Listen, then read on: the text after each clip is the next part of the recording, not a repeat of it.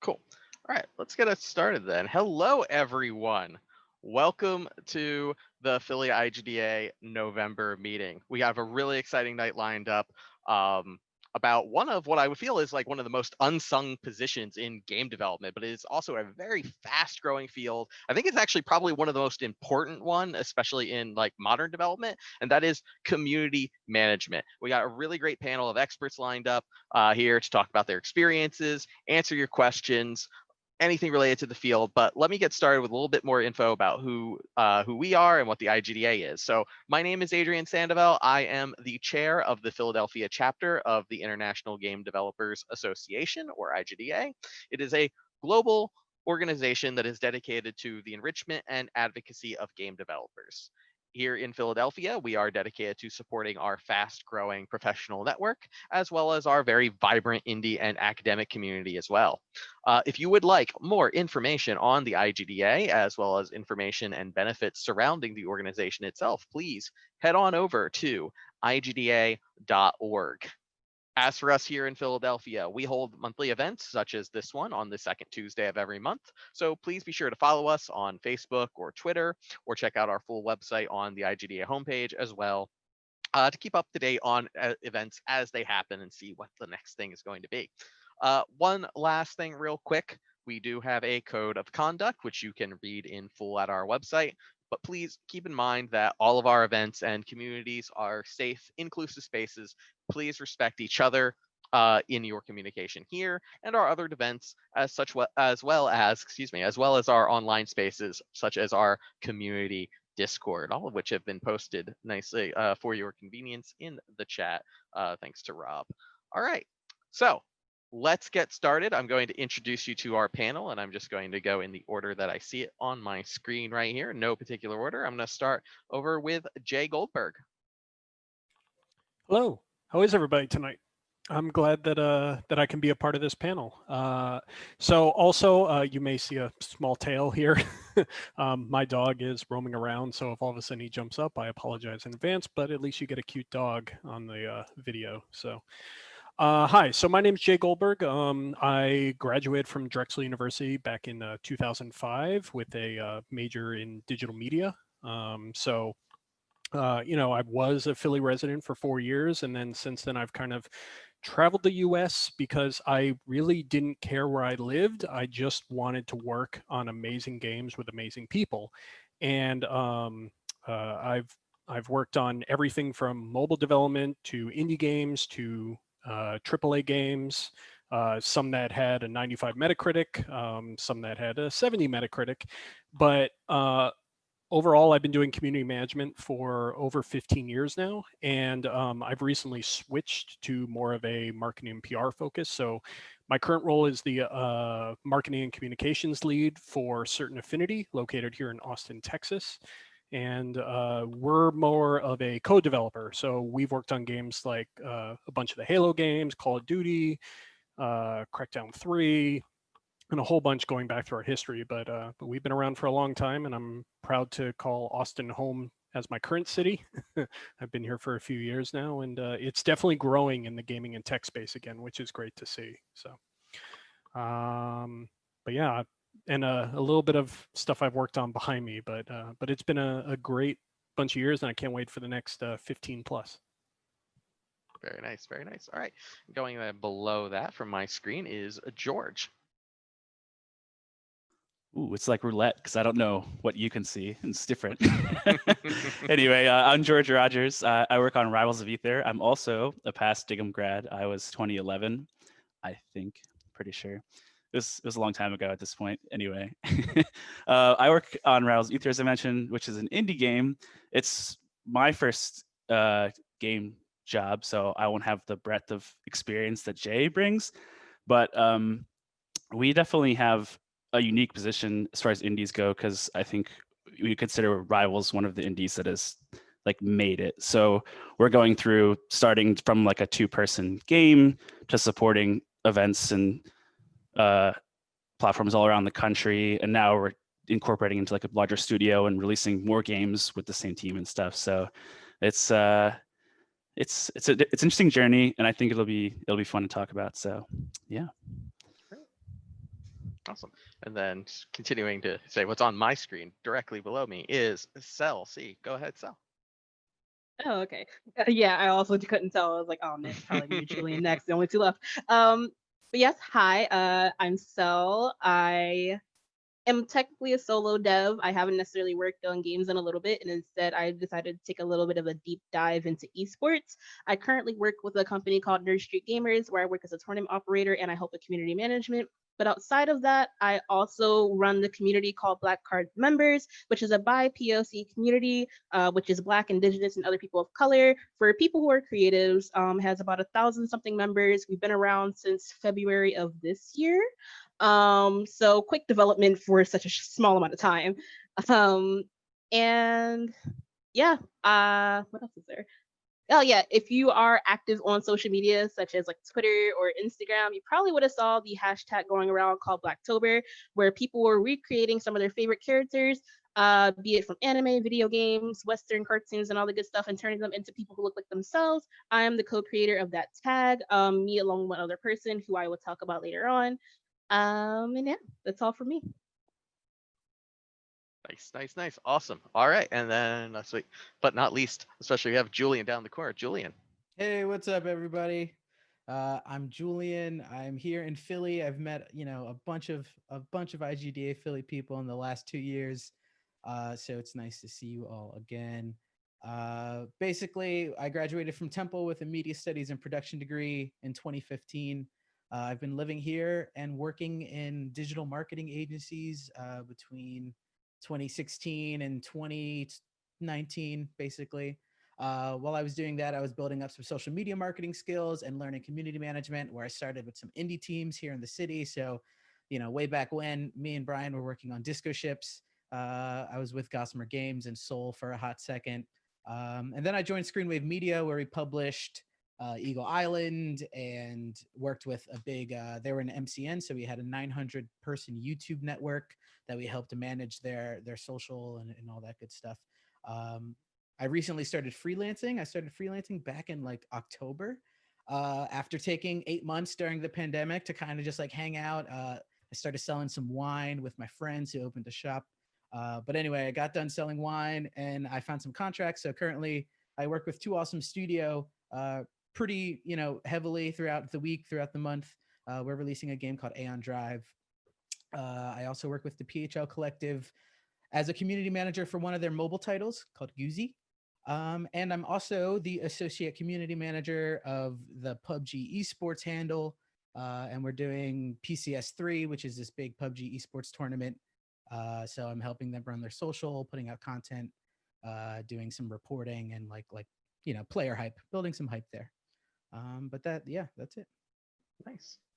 Fantastic. Oh, I love the varied of experiences that everyone has. Yeah. Really quickly, it was mentioned in the chat by Rob, but I also want to say on here that anyone who has a question for any of our panelists, please feel free. There is a Q&A button below at the bottom of the toolbar of Zoom, so use that. It will queue up your questions, and we've already gotten one that's entered in there, and I will get to that one in just a second. But I do have a couple of questions to kind of get us started, to get us into it. And the first thing I think I really want to ask really is to kind of, from in your own terms, describe what you would say you would consider the role of community management. I feel like outside of the job, a lot of people, I said at the beginning, it's kind of unsung, right, at this point. And I feel like there's this conception for people who don't do it that a lot of it is just posting on social media a lot. That's what you do. You hype the game, you hype whatever, and try to build hype for the game on social media. But I think a lot of community managers would say that a lot more goes into it than that. So I kind of want to get a feel from, and you can either, just I would like to hear from each of you. What do you feel the role of community management is, and what do you do for your job?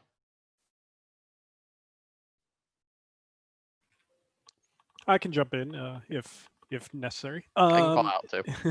So, I mean, for me, over the years, it's always just been, I am the voice of the players inside the studio, and I am the voice of the studio to the players. That's kind of the baseline of how I've always sold it to everybody. And because when you go and say, what do you do for a job? And I say, community management. And I say, what's that? it's hard to just sell, like, otherwise you normally say PR and marketing, but if you explain in that way, people tend to get it. Is that you're that middle person between everybody that makes sure everybody gets along and everybody also has information from the separate parties.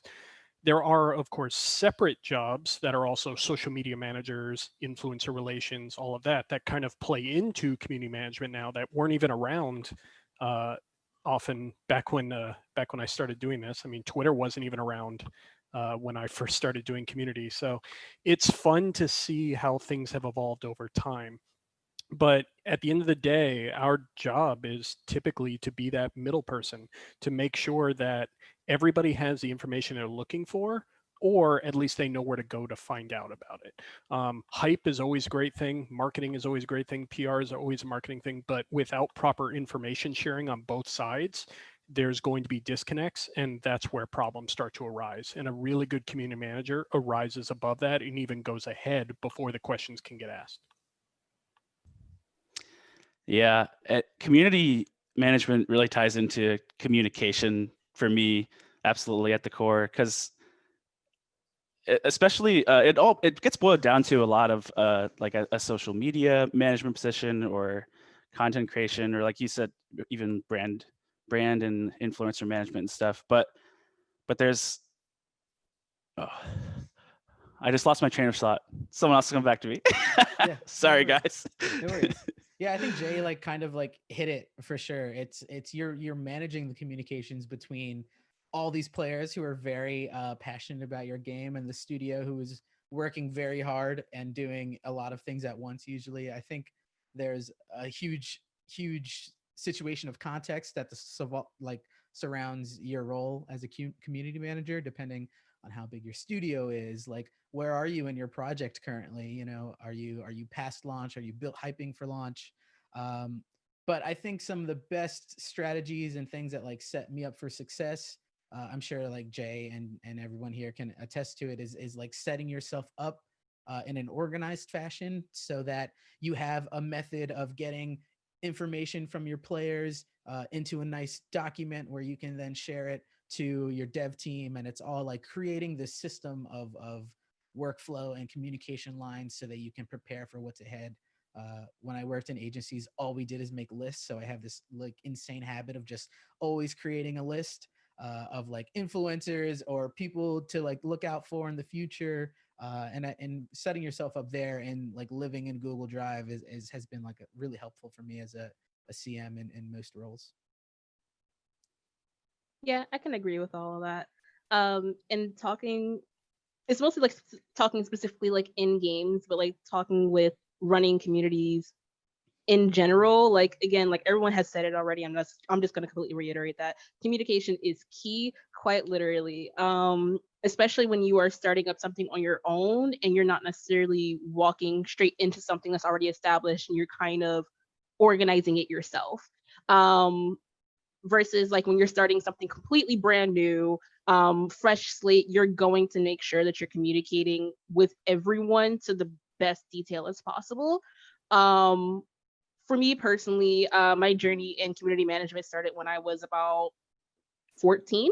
And at 14, like, you know, I was like running my own clubs. I was running some of my own like little mini like side businesses from home, things like that. And basically since then, it has done nothing but rise and rise and rise. All throughout my time at college, which I forgot to mention, I went to more college of art and design in Philly. And all the way to now, where it's like I am running my own community, which I started completely from scratch. This didn't come from a studio. It didn't come from any kind of certain background. It was just hey, this thing just ended. What if I made a whole community out of it? And then boom, now it's a community with like 1,000 people in it. And I'm like, how did I do that? But again, you got to make sure that everyone to some level that you are working with your team is all on the same page with things, because man, could things get messy if everyone is not on the same page. And that is one of the biggest things that I can say for sure, is that make sure everyone's on the same page, everyone is talking with each other, and it's not only just you being the messenger for everyone else. Also make sure that people are properly communicating with each other. So for me, I learned that that's a very big thing with community management, is making sure that we are all clear with each other. Because man, that's how a lot of mishaps have happened, will continue to happen sometimes. But as community manager, I do see that as my job is to step in and make sure that, like, hey, this is what this person meant, or hey, this is what this person meant. And then also having them sit down and just be like, now discuss. But yeah.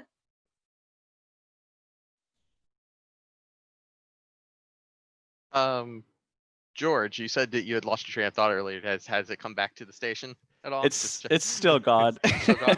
I don't know where I was going with that. It was a good point though. Maybe I'll remember it. I'm sorry. All right.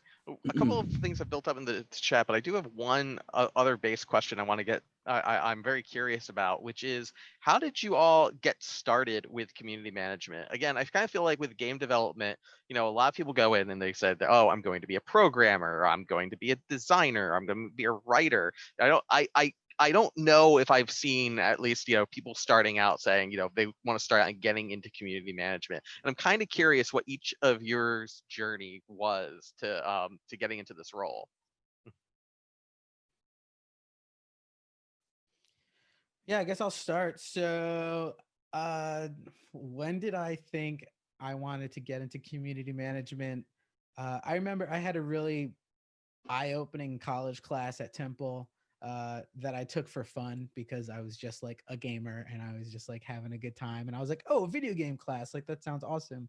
But it broke down the industry in a way that, you know, I never thought about it. It showed me all the roles and all, you know, parts of the puzzle that help the thing come together. You know, you think of art and programming really easily, but when I was sitting at Temple in this classroom, I thought about what could I apply, and we talked about things like community and marketing and just making sure that like news gets out there. And it was really small, but it stuck with me. So when I graduated and got into the marketing industry, it was, you know, I didn't go to school for marketing, but I knew that I would best be able to fit myself into the industry in that lane because that's where my skills were, like relatively, like most of my skills were in that space. So I started, you know, building marketing skills. A friend wanted to make a game and he needed someone to run a Twitter account, and then I realized, you know, that's like basically how that can start. It can be as easy as just like starting to get people excited about whatever your project is. And then it turned into, you know, it just snowballed into more contracts and more games and things of that nature. Yeah, same. Initially, I never really saw myself as a community manager. Um, it wasn't until like someone told me, "You're like, you know, you've been doing this since you were like a kid," and I was like, "Oh, wow, really?" But initially, when it came to games, my first thought process was like, "Oh, I wanted to be an animator," and then I was like, "Oh, maybe I'll just be an illustrator," and then I was like, "Oh, I like narrative design," and I was like, "Oh, I like narrative design and community management," and that all happened within my 4 years of college of realizing that's what I liked. But it didn't necessarily happen while working on game related things fully. I mean, it was while I was doing the game stuff, but it didn't necessarily happen because of the game stuff. More so, it was my activity in college was very much community based. I did a lot of things like, you know, like being like a college ambassador, a peer mentor, being like an assistant here and there, and this, that, and the third, organizing different kinds of events. I was like an RA, I was on student government, I was on the student engagement committee. And when I was doing all those things there, I realized that this is what is making me the most happy. This is what I actually enjoy doing. I enjoy bringing people together, making a plan, and then actually executing that plan. And almost every time has been successful. And when I realized that, oh, hey, I'm pretty good at this, I just kept going with it, truthfully. And then I also applied that to my games of like, all right, I'll be the project manager. I can help organize this, that, and the third. And then when it's like, all right, well, how do we publish this? How do we do that? I realized just how well I can click with people and how well I can manage things like social media, or actually pulling a person to a side and being like, hey, this is what we need to do. We need to get done this, this, and this. You get this done, and then actually giving them like a properly executed plan that I know that this person personally can do. So when I realized that I had that ability to read into different people's agendas, different people's personal lifestyles, and how they personally work, it all just kind of hit me all at once of like, oh hey, like I can make this into a living. And then when I saw it was an actual job, I said, well, hey, if you're good at something, keep going, you know. But yeah, let's say that I apply that now mostly to everything when it comes to when I'm working in games, when I'm just working with the creative community in general, even into my own household because I have a lot of siblings. I just make it work. Yeah, my path was not a straight path. I did touch in marketing on a part of it. I came from digital media, I mentioned from Drexel as well, and back then it was a very generalist major. So it was like the proto games, I guess, but we also did photography, audio design, video editing, 3D modeling. So like I started wanting to go into games or animation, but I definitely didn't see myself in community management at the start. And right out of school, I had actually gotten a job at Blue Cross, and I was doing digital marketing for them, since we also learned like web design and web dev in digital media. It was crazy. It was like 10 majors in one. So I was working for them, and I was really enjoying the job. And my friend Dan, who was working on games in the meantime, his own indie game, invited me to come out with him to a big event called Super Smash Con in DC. It's right near DC, and it was like 2016 or 2015 or something. And we'd been going to Smash events together forever, just video game tournaments. And I'm sure a lot of people that got into community management or love to play games, and that's how a lot of it started, because the community keeps you playing the game, just the people and the experiences you're sharing. But anyway, Dan and I did this event. It was our first convention, basically. We had like a very small game with a few characters that he'd been working on, a table with like nothing on it. We're like, okay, let's get this notebook piece of paper. We're gonna run a tournament. We're gonna sign people up, and we're gonna push people from this other tournament and be like, hey, come play our game. It's awesome. Check it out, please. So I did that on the side, like while I was doing another job. We went to a few events and things like that, and it just ended up being a really cool way to connect to games. And I saw it as a path to, as the event management part, especially at least in RCO with indie job, ties into a lot of the community management stuff. So yeah, after a few years when Rivals was big enough to, he let me know that they were looking for someone to do community management, and it was a natural fit for me with the marketing background and that stuff we had done together. Nice. Awesome. And you kind of mentioned a big part of what I was going to comment on, which was my education kind of set me up to do anything. I knew before I even went to school that I wanted to just be in games. I didn't really know what I wanted to be when I first started college. I just knew I wanted to get into games. And that's part of the reason the digital media program back then brought me in, because I knew I could get a little bit of everything and figure out what I liked and then try and go on that path. And that path I tried to go in was actually 3D modeling and animation. But then I realized I wasn't that great at it, even though I enjoyed it, compared to some of my peers in my class. It is. So I initially knew back then all the jobs were out in LA. Like that was where the video game world was back in 2005.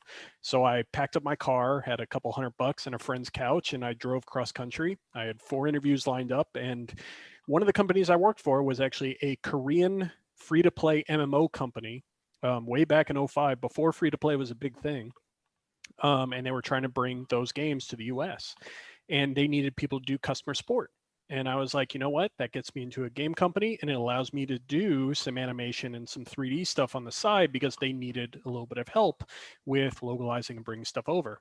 So it allowed me to bring all my education in, plus that. And while doing customer support, we realized, hey, we need to talk to our fans. We need to talk to the players. And we didn't have forums. Twitter, again, wasn't a thing back then. Facebook was still coming off of being the Facebook. So, there wasn't a lot of ways to really reach out. And we started building these building blocks with the team, and creating our own forum, and creating ways of talking to players, going to real world colleges and hanging up flyers to come play our game, and that's kind of where my community started to to really kick off was from that company. And from there, it kind of just escalated as I ended up going company to company to company. And I will say bringing in those skills from my college education was actually incredibly beneficial. And I will also say having a background in working retail before I started college also helped immensely, because the one thing you learn in retail or food service or something where you're talking to people directly on a daily basis, you learn really quickly how to talk to people and communicate to anybody, regardless of if they like you or hate you or anything in between. And all of that combined, I believe, to help me become a better community manager right from the onset, because I already knew how to talk to people and also how to sell them stuff, because you learn that in retail, you learn how to upsell people in, the restaurant side really quickly. So Yeah. that's kind of my start, is way back in Korean MMOs. Yeah, that's awesome. I agree about the retail side of it. Like you take on, when you're in college, when you're in high school, you can work in jobs like retail, or in my experience in college, I was serving and I was just talking to people all day, every day, so practicing communication is definitely like key component to being a good CM. And that means practicing tweeting on your own account. That means like, bringing up conversations that sometimes are like difficult to navigate with your friends and your family. I'm curious, Jay and George, Cel, you mentioned a little bit about it, but when I was in high school, I never thought about this as like community management, but I was in a clan and I helped this Halo 3 clan. I helped them run meetings and we like grouped together. Did anyone else, Cel, you mentioned a little bit, but I'd love to know more. Like when you're in high school, before you start thinking about the industry at large, like did you have hobbies like being your local like DM in a D&D campaign, or managing the Magic tournament that your friends hosted every weekend? Like, did you guys do any of that while you were in high school, middle school? Yeah, now you mention it, yep. The perfect fit. Yeah, I did a lot of World of Warcraft raid leading and stuff, and I even looked up to like Ghost Crawler on the forums, like the old Blizzard community manager. Pardon me. Yeah, card games stuff too. Same thing. Yeah. For me, it was actually playing in competitive StarCraft and UT99 tournaments, because you couldn't really do that with home internet. So you had to go out and make friends in real life and play at like LAN centers and PC bongs and stuff like that. So yeah, completely, because we'd set up our own tournaments and then play like Counter-Strike all night or UT99. Right, So. right, yeah. Yeah, speaking a little bit of mine. What else? Yeah, I ran like an anime club. I helped run the children's community center, where we would like go out and like plant trees and stuff like that. And they just kind of like were like, hey, like everyone likes talking to you. And I was like, yep. And then they just were just like, boom, here you go, you can lead it. And I was like, okay. And I was like 14. So once it like hit my brain again, like, oh yeah, I did do that. And then when they're like, that's community manager, I'm like, oh, you guys ingrained that from me It from the clicks, yeah, start. It's for sure. just like, oh. But yeah, I started with those two. Those two lasted me all the way up until I want to say senior year of high school, when I then just like really like focused on like high school stuff. And then college hit, and then I continue right back up again. Like it didn't stop. I was just like, oh, that was a nice year break. How about I do it again? Because I don't know what a break is fully, but So yeah, it started from there at age 14 to now. So that's almost a whole 10 years of me doing this. So I can put all that on my resume. It's fine. I mean, you really can, which is the cool thing. I see someone mentioning that in chat too. So the Rivals of Aether crew I manage is productive. Crew is like a clan or a guild or whatever, basically. So yeah, that's real experience. You're learning empathy. You're managing people. Yeah, it really is. Nice. All right. I want to go to the chat because we have built up a nice, healthy bit of questions here and some really good ones too. I'm just going to go from the top of the list. So when do you start working on community management? Do most of you start early in development after most of the game is done? Or is it like sometime after the release? When does community management, when does community building really start?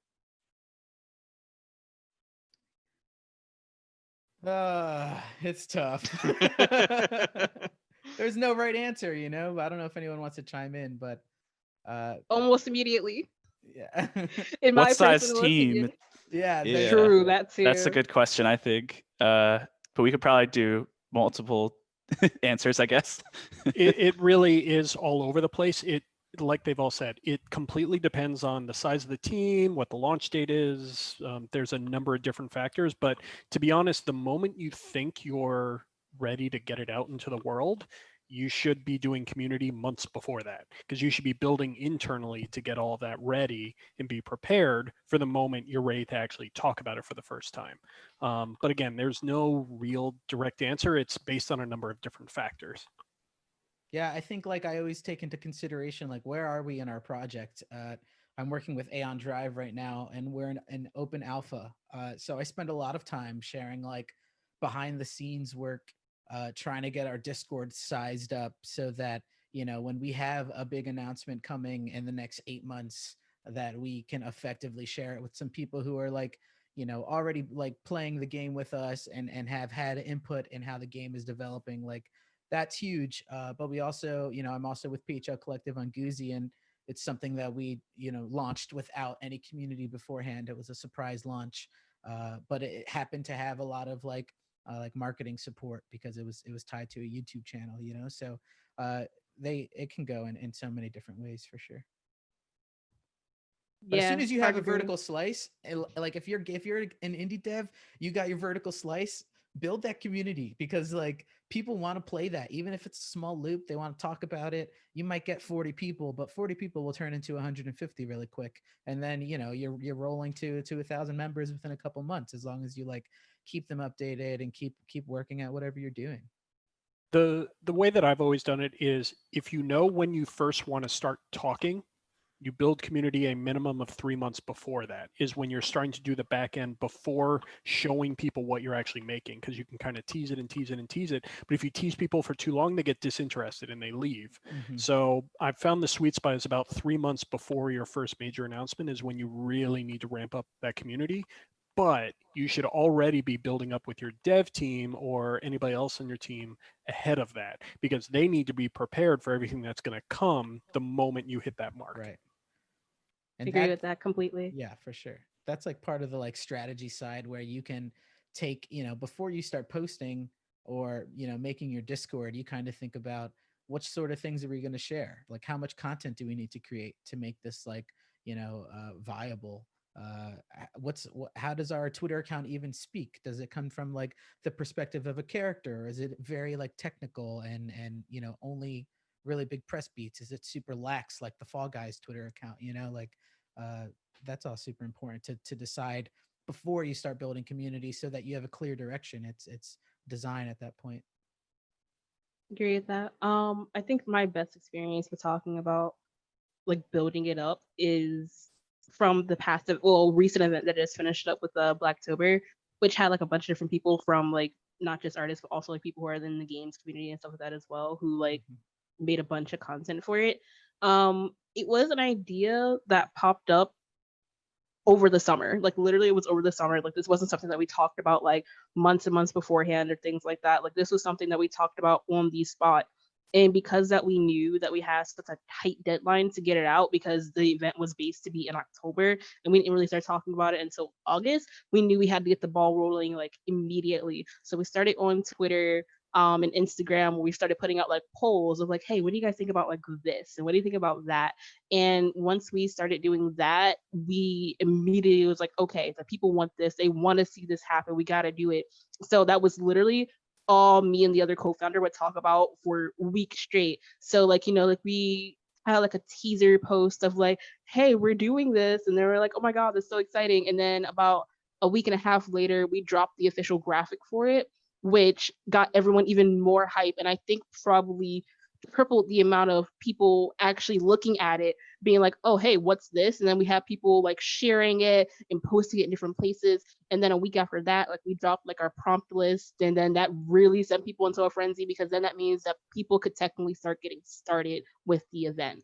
And with that being said, as soon as it hit October 1st, the entire tag became like the top 10 trending on all of Twitter, which was exciting and also like terrifyingly amazing.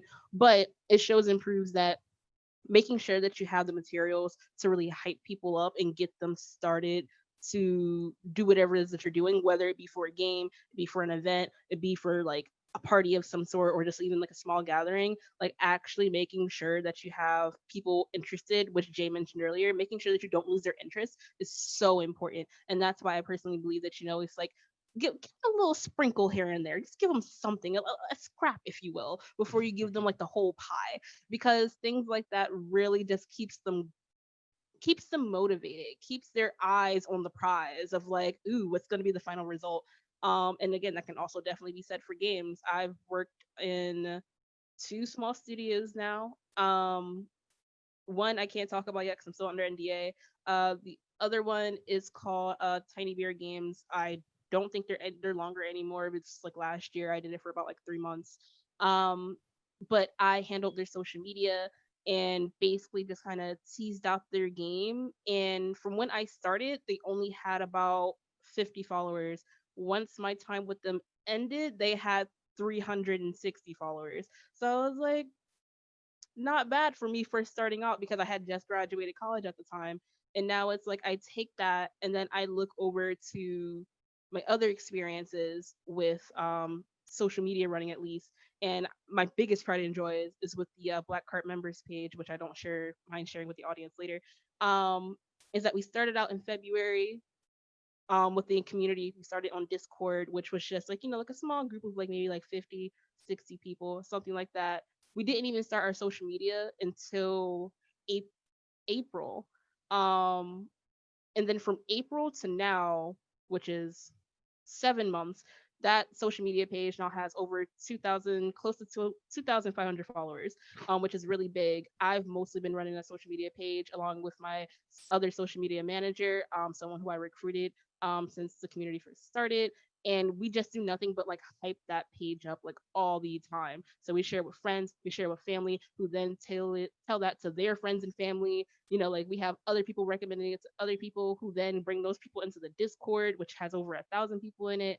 So this is just me going all in a circle just to say that again, that hyping things up and making sure that you have stuff prepared and actually have something at the end of it is so important. It's so important, because people are going to look at you and be like, you gave me all these crumbs to hand me an empty plate. They don't want that. They want to make sure they're actually getting something in the end. So yeah, I think like when you get into any sort of like communication, like you should always think of like, what's my goal here? Like, do I want people to register for the alpha? Do I want them to like, follow me on Twitter? And really like that can kind of dictate your plan, because it's important to know what you're acting for, really. Mm-hmm. Very cool. Another question. Does anyone have any tips for building hype for a community from scratch if you are a one-person team? I live and breathe Twitter, dude. I'm all about Twitter. Oh yeah. Twitter. Oh yeah. Twitter in like game development is way different than Instagram and Facebook, in my opinion. And I think if you can start just like being comfortable sharing what you're working on, like people will follow you. And one day, you can get in on a Reddit post. Last week I did an Imgur post on Aeon Drive for our art style change, and it was able to like go viral. We got 100,000 views on the page. So like doing things like that where you can hang out with really big communities and try to like optimize your posting to get involved is super helpful. But I think Twitter is like the best, really. Yeah, I agree. Twitter is awesome. And if you can get anything, even if it's not super polished, posing it to start with something as a place for feedback is great, because those people that are interested at the earliest stage are going to become some of your most hardcore community members, because you can build that relationship with them as you go. Okay, here's where it was. This is what you guys all told me. And now look, this is what I've done based on this. And there's a dialogue and it grows from there. So yeah. These days, you also have an incredible wealth of information sharing out there. So I would actually make sure that you're joining other pre-built communities that are out there for what you're doing. Because like there's whole communities just around people using Unreal educational license. You can join that. There's subreddits just for indie dev gamers of one person or more.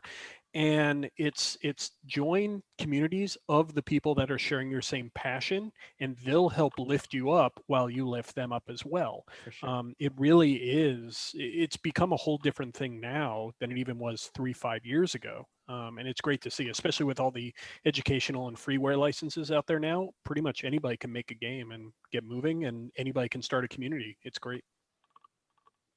Yeah, agree with that. If you're doing it yourself, please make sure you're doing proper time management. Make sure you actually have time to breathe. Uh, I'm saying that from lots of personal experience. As someone who constantly likes to put projects on her plate, make sure that you have it all properly spaced out for yourself.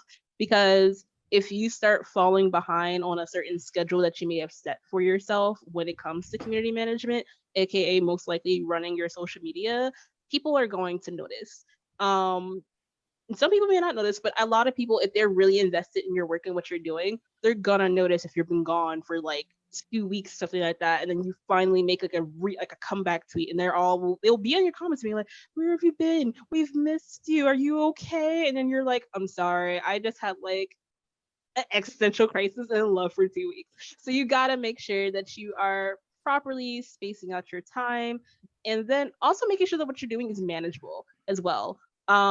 You do not want to put too much of a big goal out there for yourself that you know probably requires at least 4 other people helping you. Because I've seen a lot of people do that. I've stepped in and be like, "Hey, let me help you out here because I feel bad and I see that you're about to burn and crash." And they're like, "Thanks."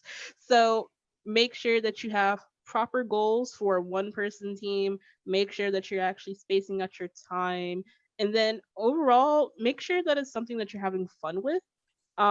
There's a lot of people who will do things sometimes that they're like, "Oh, like this will catch everyone's attention, but does it have your attention?" Because if your heart isn't into it, if your soul isn't really into it, they're also going to notice that too. They're going to notice that you're just doing it kind of for the grabs. Some people might be like, "Oh, I don't care, I still like it." But for the most part, a lot of people will be like, "But if you don't actually like it, then why are you doing it?" You know?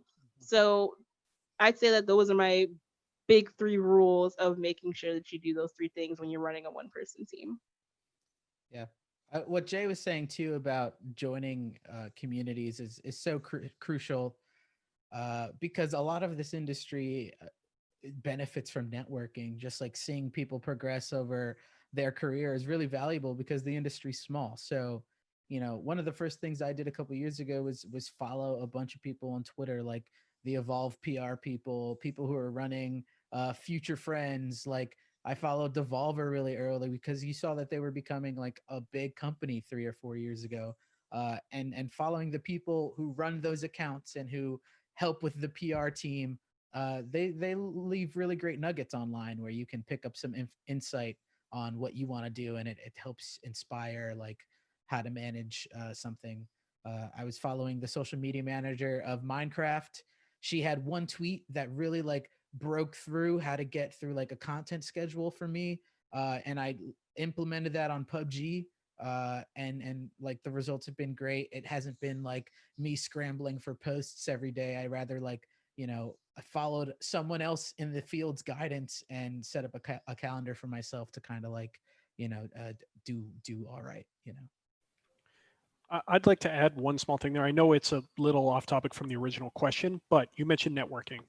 And I have to say, by far in gaming, you have to network. You have to get yourself out there because, like, yes, gaming is a $1 trillion business. Like, it's huge, especially, I mean, we've been very lucky during the pandemic. Not everybody has been.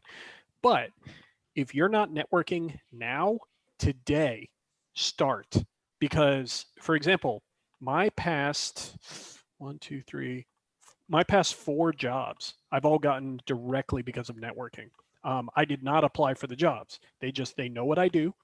They see my results on previous campaigns and at previous jobs, and they reached out and just said, "Hey, we need you. Come interview." And that's how I got the job. Like I didn't even apply. That all comes from networking and talking to people at events, going to shows, joining discords with other game developers, utilize LinkedIn, utilize Twitter, talk to the right people, but never demand. You always ask. You never demand. If you demand answers, you're just going to get turned away and people are going to notice. But if you ask and you try and find a mentor, but seriously, networking will take you so far these days. Even if you have a fantastic portfolio, knowing the right person that puts that portfolio on the right desk, that's your in sometimes. Yeah, and people, I remember like I've had a conversation where someone said like, "What is networking? How do I network?" And like, network is making friends. You know, network is like getting to know the people who are in your space and just talking to them and like being their friend, so that when you see them in a year, you can catch up and talk about what they've been up to, and then one day you'll be on their mind, and vice versa. You know, like just try to make friends with the people who are doing what you want to do, because you can help each other out. Yeah, Yeah, and don't do it forcibly. yeah. Be my No, friend. really glad you both said that about being friends, because yeah, it could be daunting to people. They're like, you have to network. You need the in. So you put on your business suit and you have your business card. You're like, hello, I'm an indie developer. Yeah. And like that's not what it is. It's people that are liking the same things you're liking. So you're just in a natural space together, and you become friends. And like Jay was saying, he got his last 4 jobs that way, and he has all this stuff on the shelves behind him from different studios he's worked.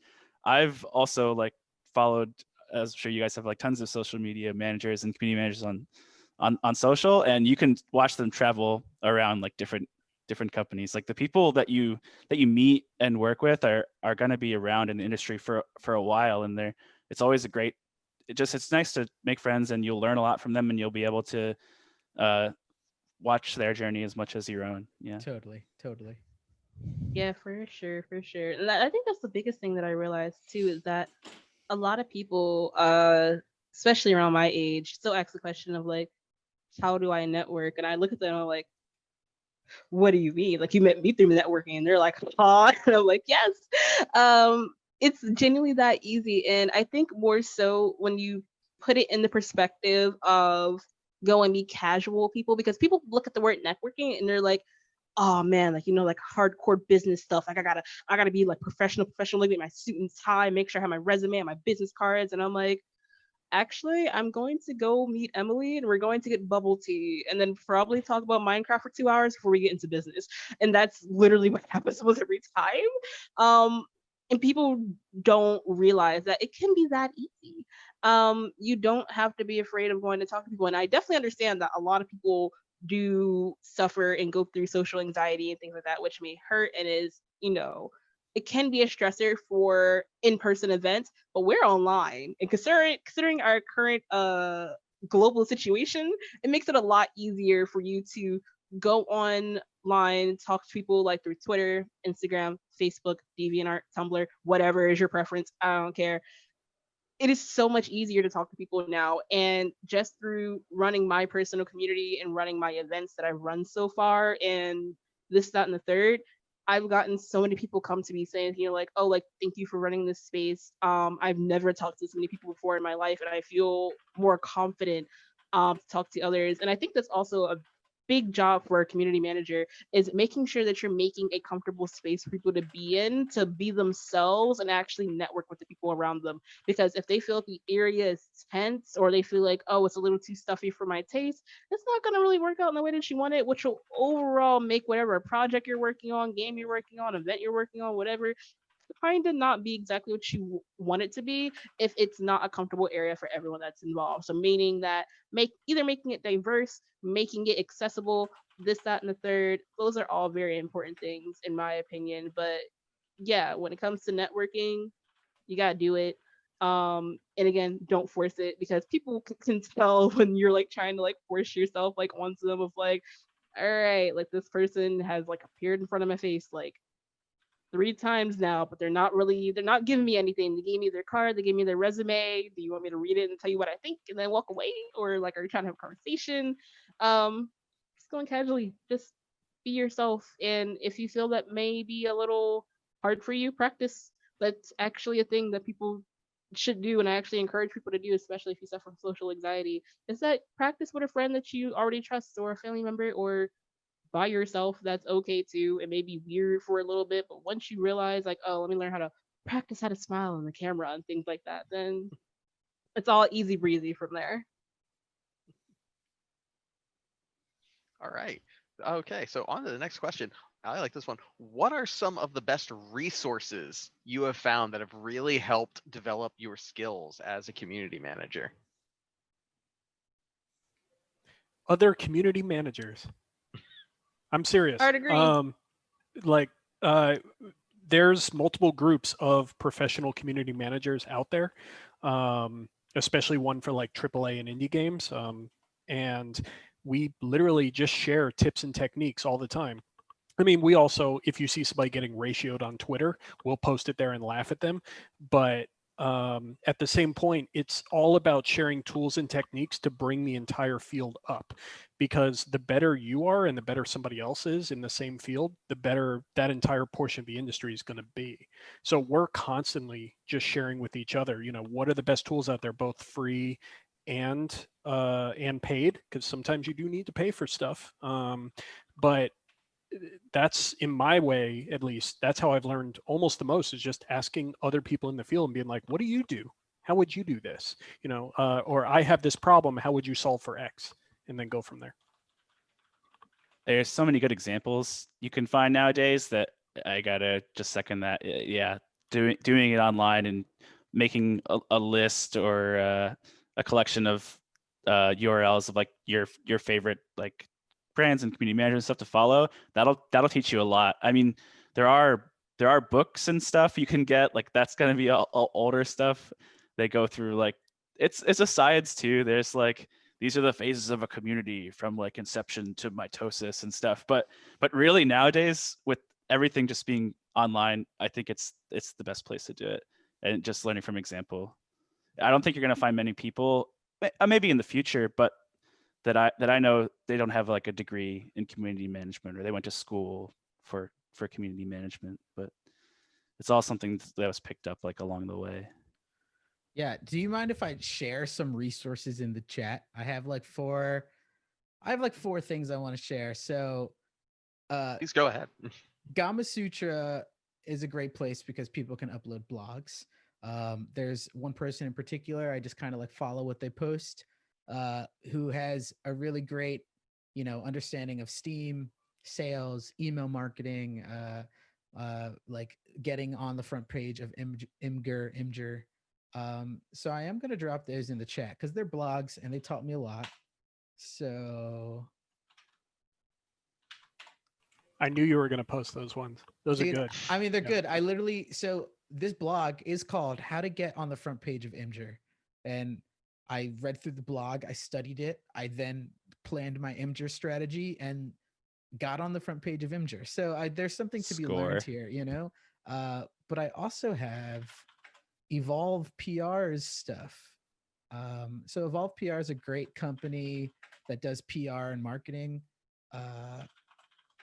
It'll take me a second to find these links, but basically they put out some resources online that they're sharing publicly and they update. And it's like a checklist if you're to make a big announcement, you know, this is what you should do. It's also another checklist for how to set up a social page and what pixel dimensions for your header and your bio and your you know, your profile picture. So I'll just drop those two more once I find them in the chat. I have that one actually. Yeah, awesome, cool. I know a couple folks there. Here, I'll post that in chat. Yeah, because I think, you know, it really helps you wrap your head around the idea of like designing conversation. Thank you so much. But yeah, you know. But this also comes from other community managers and other people who do stuff. You know, everybody shares what's out there and what works best. Right. So, you know, get familiar and try to, you know, try to really digest this stuff because it's helped me, it helps other people, and it's a great resource for sure. Yeah, definitely agree with that. As far as just meeting other community managers, my best example of meeting other community managers is another person on the panel, Julian. And basically it's like, you know, like once you start networking with those people and then seeing what they do, comparing it to what you do in a positive way.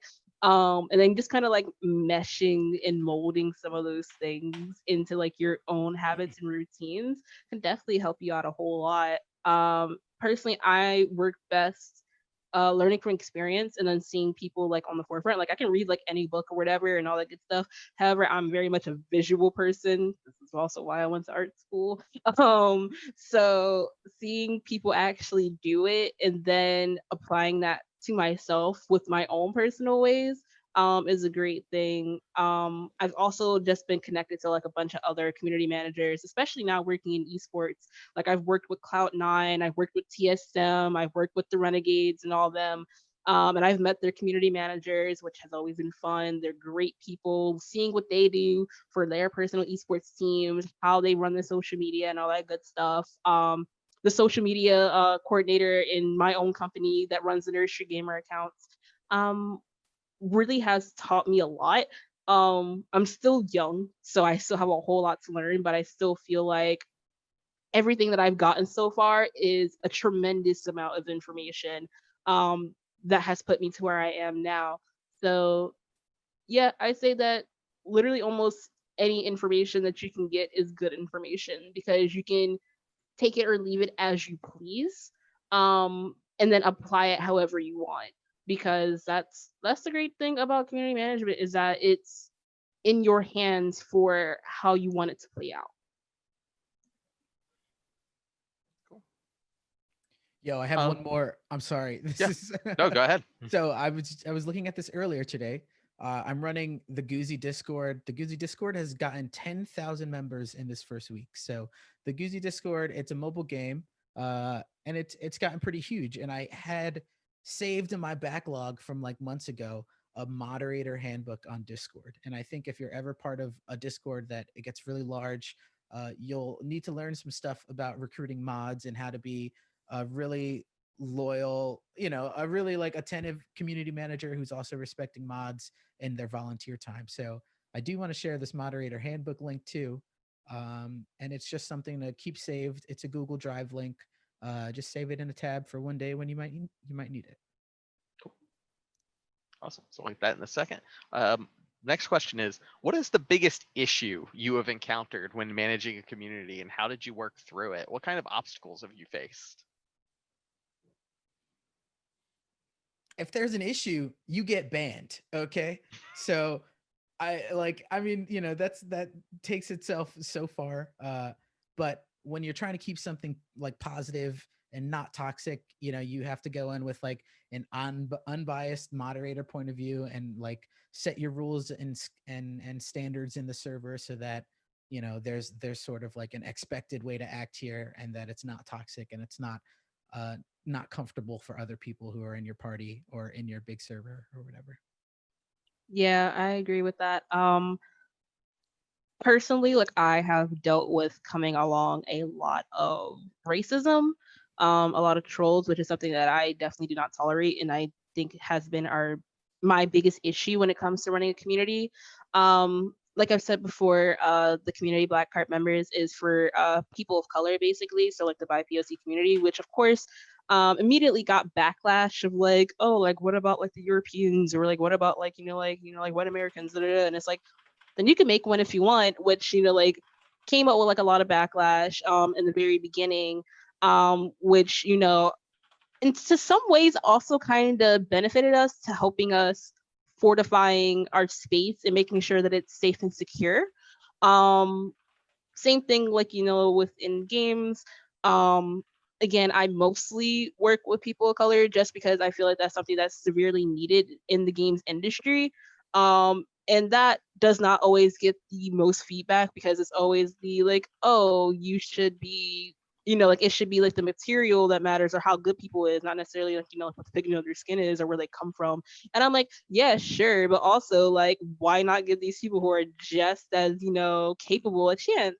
And so I feel like when it comes to that, I just have like a very anti-racism like policy, and that is the biggest thing that I always come across because there's always a few people who have an issue when it comes to that of like like, well, like, oh, like it's 2020, like no one cares. I'm like, well, this Black woman cares, and I want to make sure that I'm seeing proper representation because it matters and people see it. And I don't only just apply that to the games that I work on, but I apply it to my esports. I apply it to the community that I run. I apply that to my general everyday life, including my friend groups and things like that, because representation is what helps build our newer generations. And if they aren't seeing themselves, then that's a problem. Someone like myself who has not seen myself is a problem. So I'm like, well, time to change that and make it into something that I want to see, that I know that they want to see. And that's why I do things that I do, like Blacktober and things like that, because man, after Blacktober was over and me just seeing like a bunch of parents like during Halloween dressing up like their kids as someone's fan art is awesome. Now imagine if that was like the official art or something like that. Not necessarily saying like replace the official art, but just saying like, you know, like what if there was more content and more representation for things like that. And then like it even inspired even more things. Like now in November it's like Nativember, because it's technically the month for like Native, First Nations, and Indigenous people.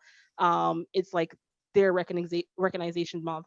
And then seeing people still from that just being like, oh my god, like a native Naruto, like oh my goodness, an indigenous Hal from House of Being Castle, and then seeing people dress up as that, like that's cool. And then you know, like game inspirations and you know, like book inspirations and this, that, and the third. So just yeah, that's it. I'm not gonna ramble too much, but no racism in my house. That is my biggest issue. That's a no. Yeah, the issues for me, like over the years, they all will blend together. Like the specific issues, like not to talk to like, because the question is, what is the biggest issue you've encountered, and how do you work through it? And like from abuse, racism, all these things that are the problems in your community. How I've always worked through it, if it gets to be like too big, it always boils down to like a one-on-one conversation. Honestly, I mean, you have your tools, like they mentioned right away. We should ban the people, remove the people that shouldn't be in our community.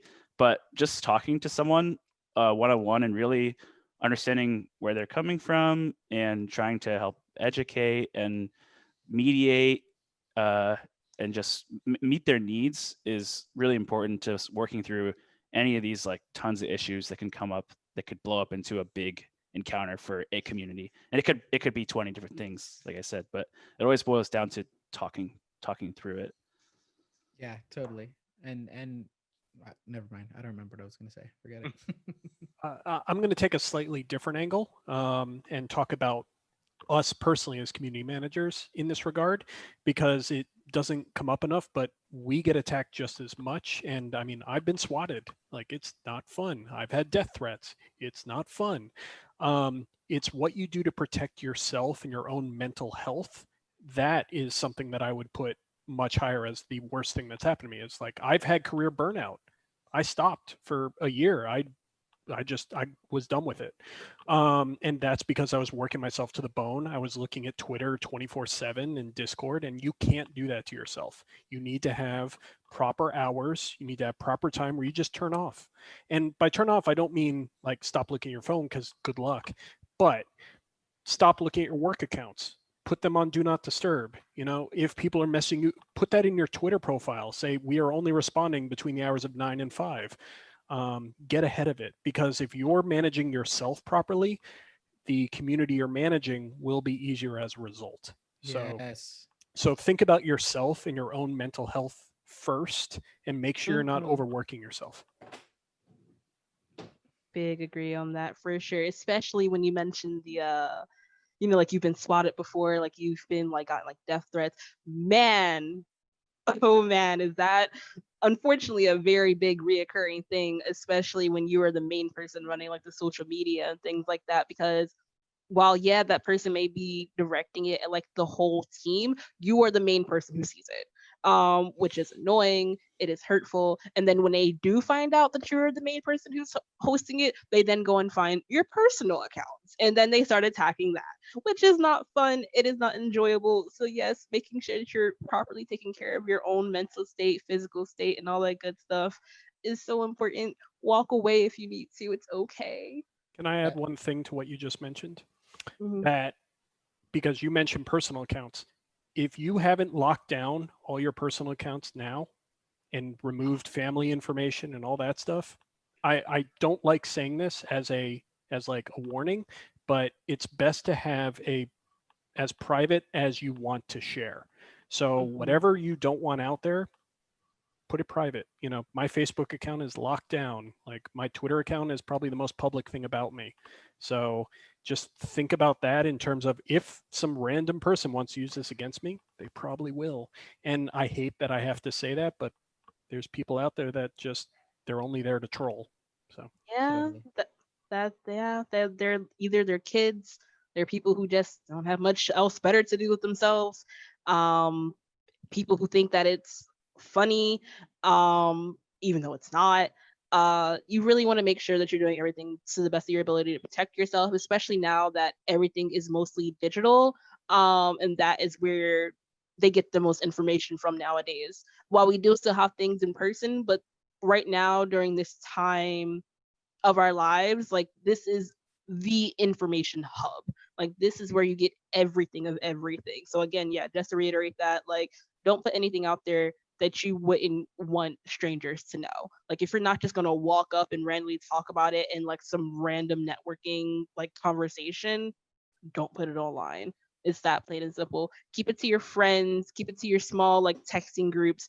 Don't share it with everyone because people will literally go back all the way into your history of like 2012. They don't care. They'll spend 6 hours scrolling to find some dirt and dig it up on you and be like, well, you said this, and this all the way back on this day. And you're just like, wasn't I like 18?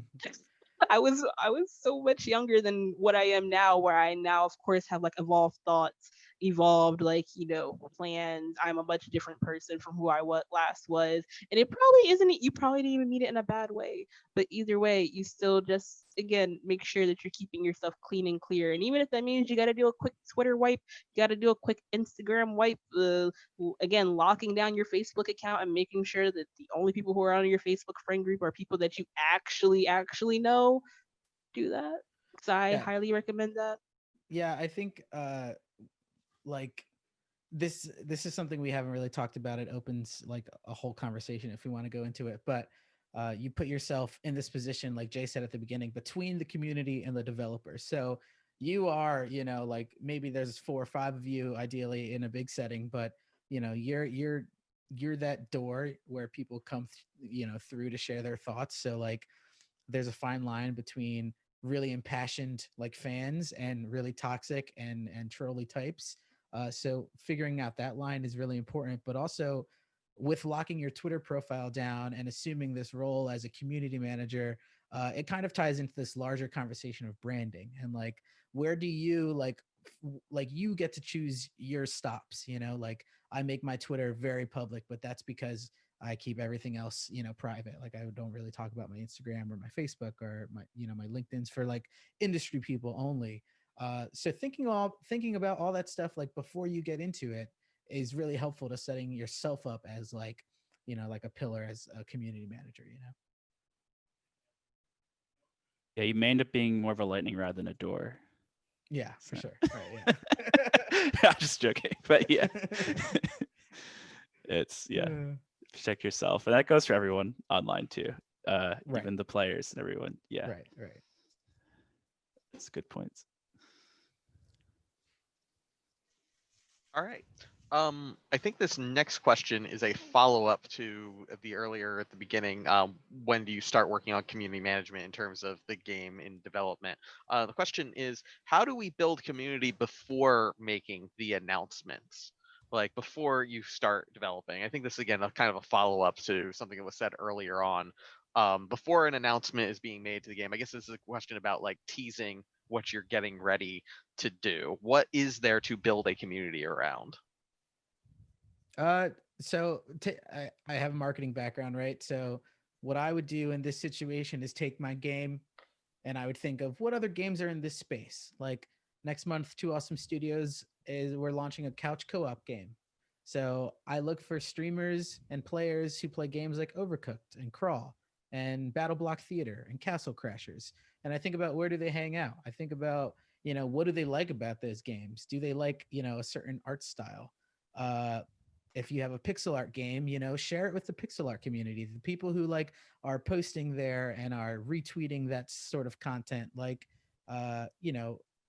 it's a very like real, it's a super traditional marketing way of thinking, but like market research is how I like to start a lot of things. And then, I spin off on non-traditional routes where you don't have to like do, the most traditional press or social posting and things like that, Yeah, research is super important. And even before that, especially if you're a small team, make sure you can compartmentalize your game. So you can tell these people about your game in the best way possible. Yes. A lot of people don't have a lot of time. Everyone jokes about attention spans nowadays, but you got to be able to boil it down to your core game loop or whatever you want to show off. Even if it's at like the beginning and it's just an idea, you can still start to build something around that. But before you go to these communities to share, like Julian was saying, make sure you have a good idea of how to talk about your game.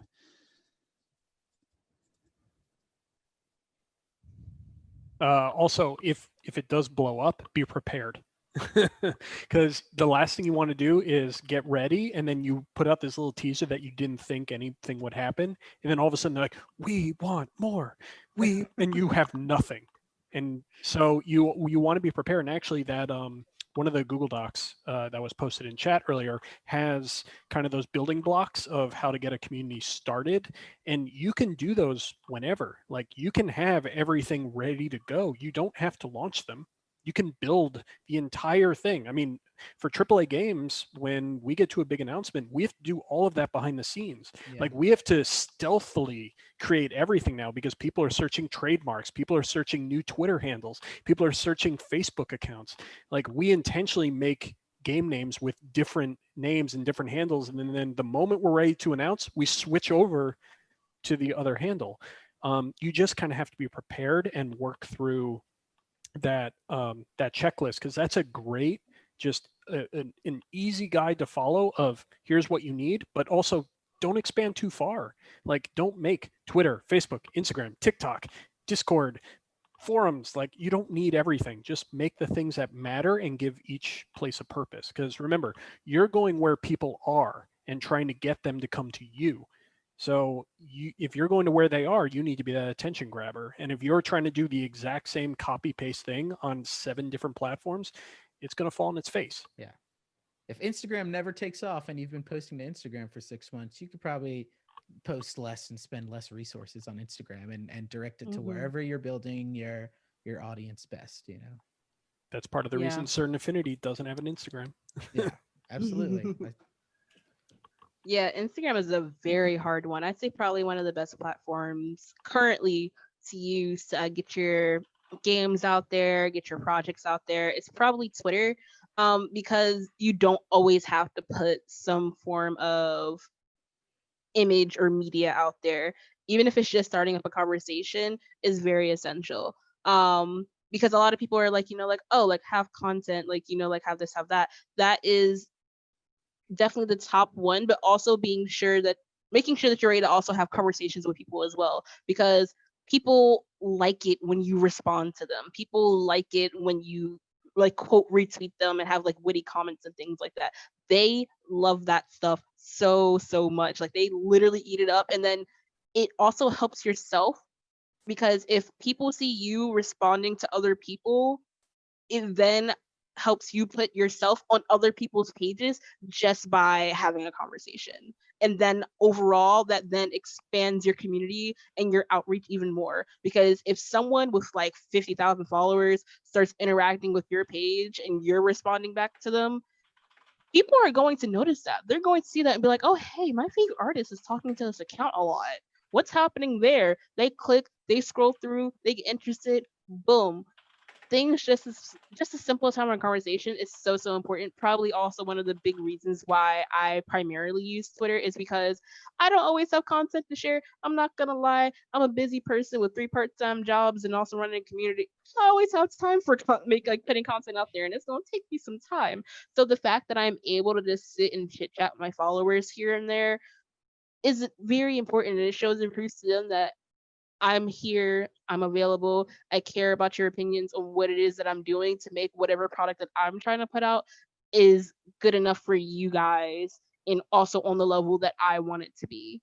Because if they're not seeing necessarily what it is they like, they're going to step away. And making sure that they know that their opinions and their criticism is being heard is also essential, because you never know who might say that one thing to make your brain cook and being like, oh, why didn't I think about that? And then it just helps. It just helps overall. This made me think of too, if you are just towards the smaller side, if you are someone that's new to social, especially from like a perspective as not just yourself, but like a brand, and it's kind of scary. You're trying and you're putting stuff out there, and it might feel like you're just throwing it off a cliff. It's like going into an abyss, and no one's replying to your thing, or no one's even seeing. You feel like no one's seeing it.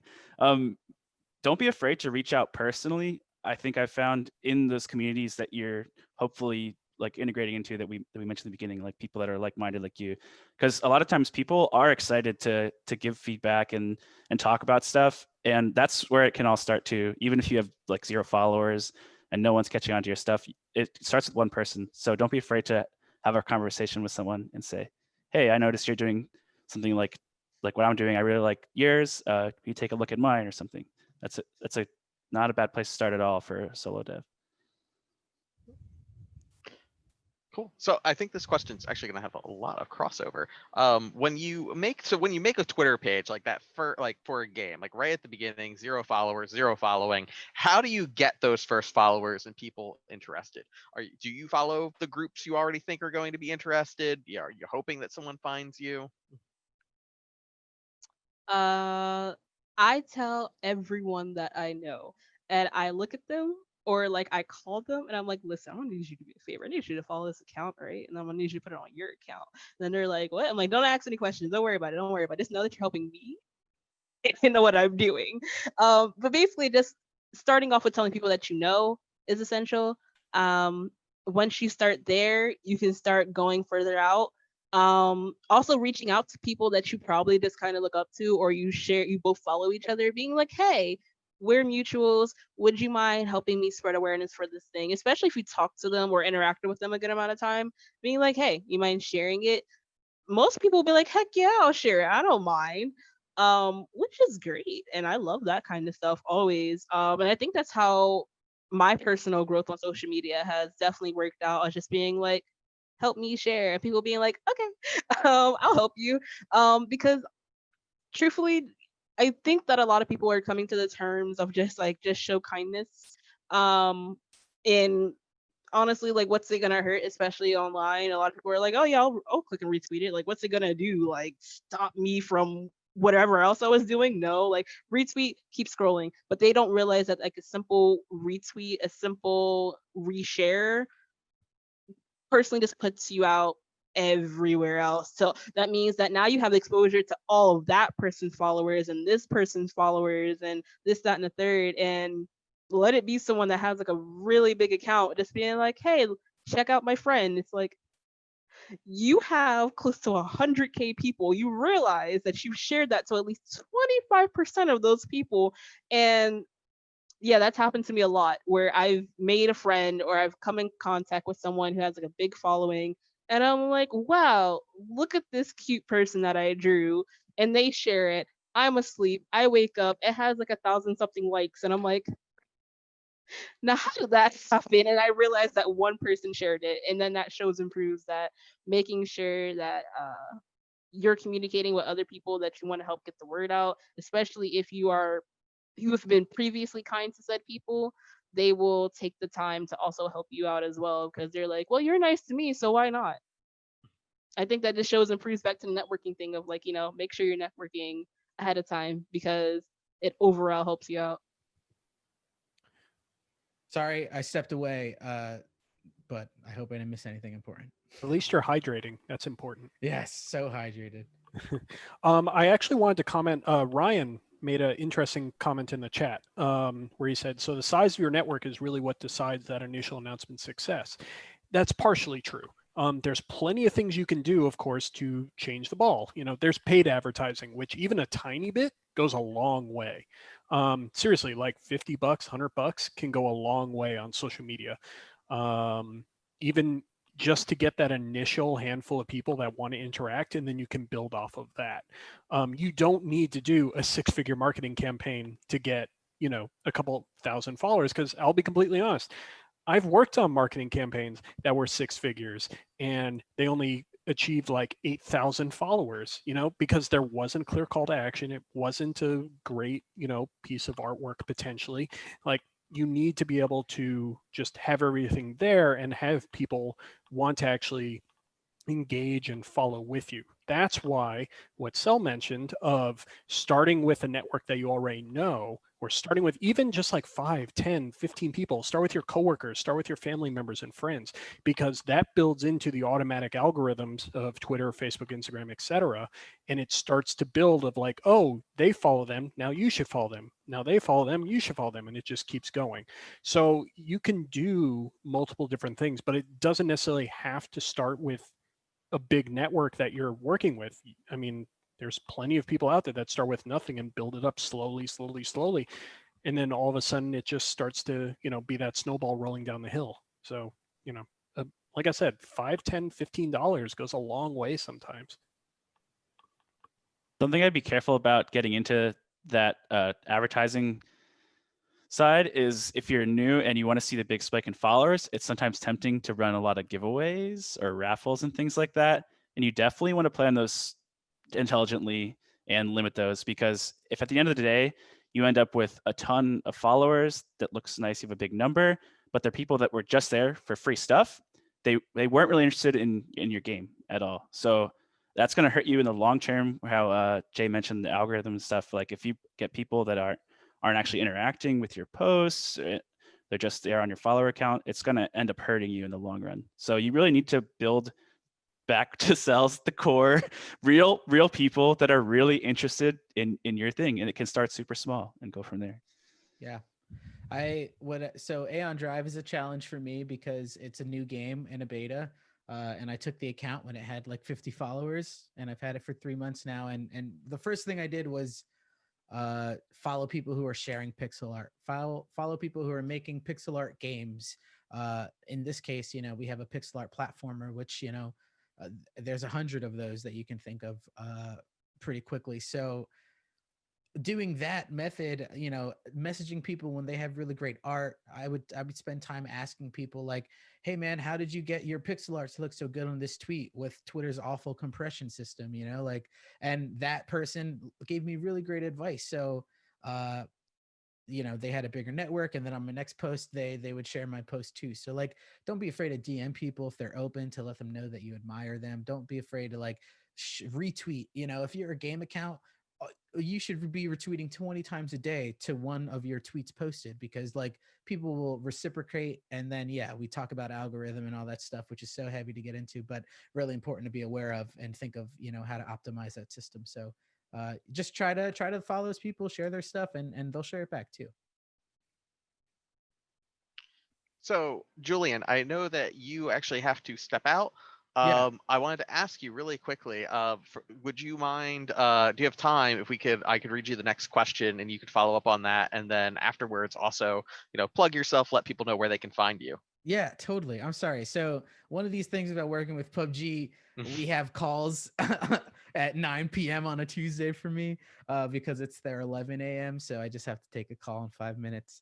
Cool. I'm sorry about that, but Yeah, no problem. Of course. So the next question is, and this is a personal one. I feel like I'm interesting in person rather than online. What are some ways to bridge the gap to be more successful online?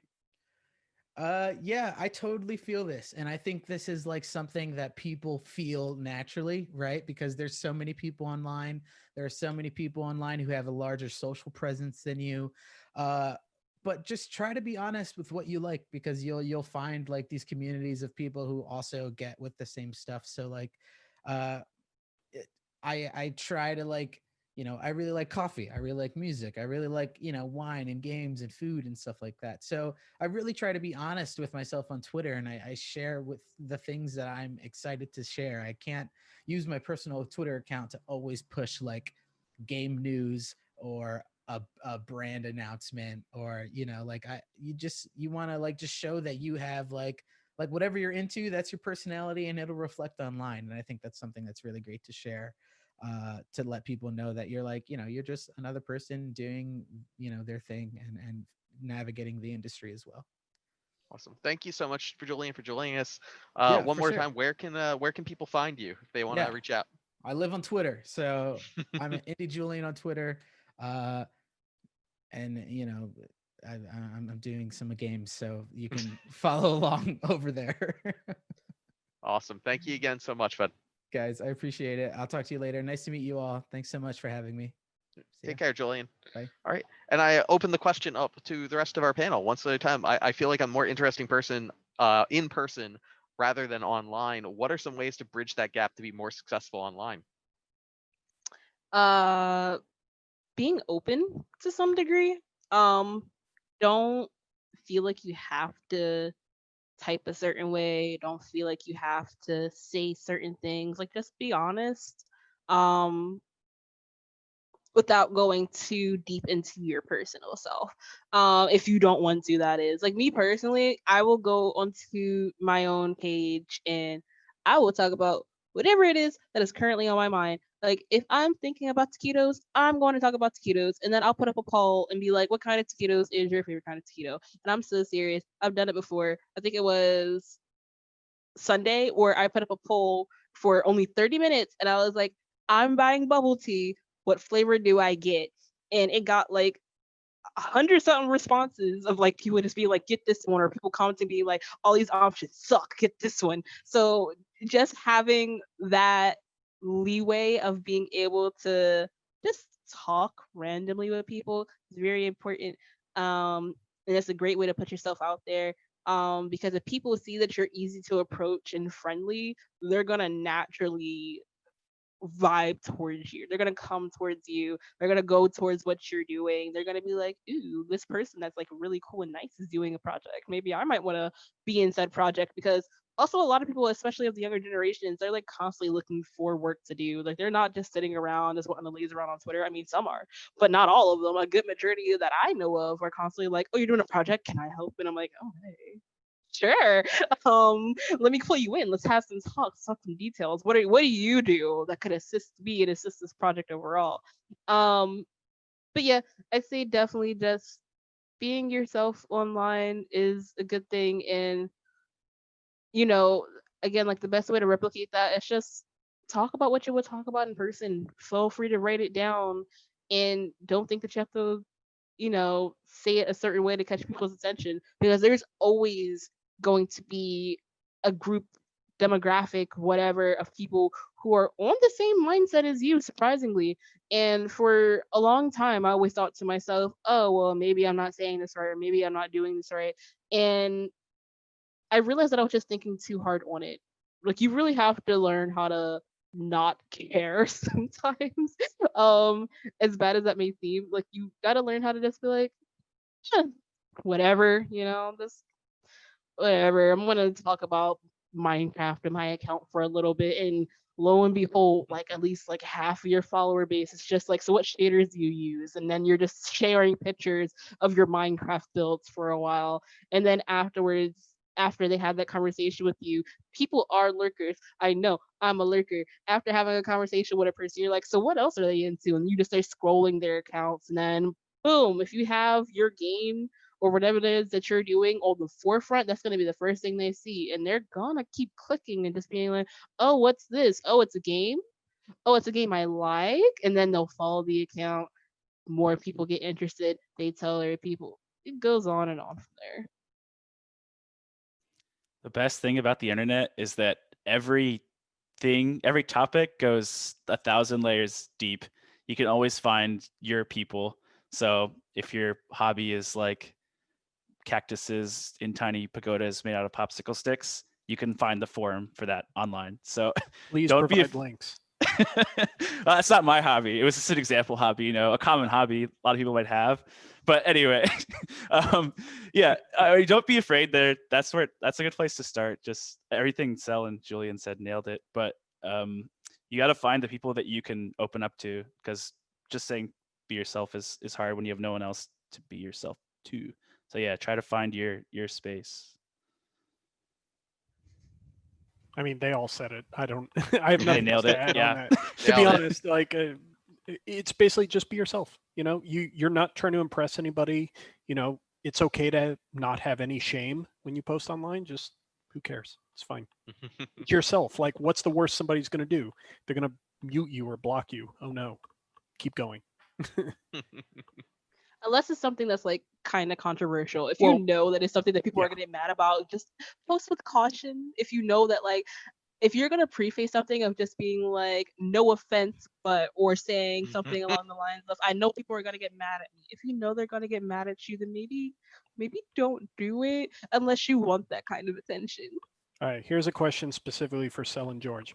What's the most number of times you've written out a tweet and then deleted it and done it again and again and again until you were about to post it and said, nah, and then didn't post it at all? Because mine is about 15.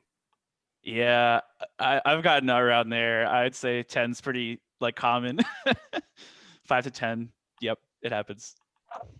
I say maybe like three or four times. I've I've personally got into the I don't give a crap phase of just being like, take it as you will, because I know what I'm saying is right to some degree, and that could just be because I'm hard-headed. But there has been plenty of times where it's like, oh, what I'm saying can't be that bad. It's fine. And then probably something that I might have thought about that I'm like, people are gonna probably hate these really. It's probably like something like food controversial of like, oh, like I like pineapple on pizza. And then of course I know people are gonna get mad at me for it, but I'm just like, I am here for this discussion. Let's talk about it. Because if you do it right, it can happen. But other than that, if I think it's something that can be like really touchy, like I don't know, like a racial subject, something that it comes to like the LGBT community, things like that. I do I feel like I do go back and forth of like, should I post this? Should I not post this? Um, Most of the time I do because I'm like, you know what? No, I like to put education out there for people because most of the time when it comes to things like that, it's not necessarily my own personal opinions. It's just straight facts and logic for the most part. And not even just me being like, oh, like I know I'm right. Like it's like, no, this is some proven facts, and I want to remind you guys of it. It may be hard to read, you may not want to, but hey, at least you probably gazed past it, and now it's in your brain a little bit. If it helps, you're right about pineapple on pizza. Yeah. It's great. It's great. We're unanimous. What do we got, Adrian? Everyone's on there for that. I was gonna say, so the next question asking, I'm based in Austin and I'm about to graduate from university with a degree in mass communication with journalism concentration. How accessible is the job market for entry-level positions? Ooh. I guess maybe I should take that since I'm in Austin, but at the same point, obviously the job market has completely changed as of, March. So it's a little more difficult to answer because, for instance, I'll give you a real world example, which is I just put out basically an entry level / couple year worth of experience graphic designer position. Normally, I would only get maybe like 50 to 100 submissions over a week. I got 450 in a week. There's a lot of competition and people looking for jobs right now because the market is down.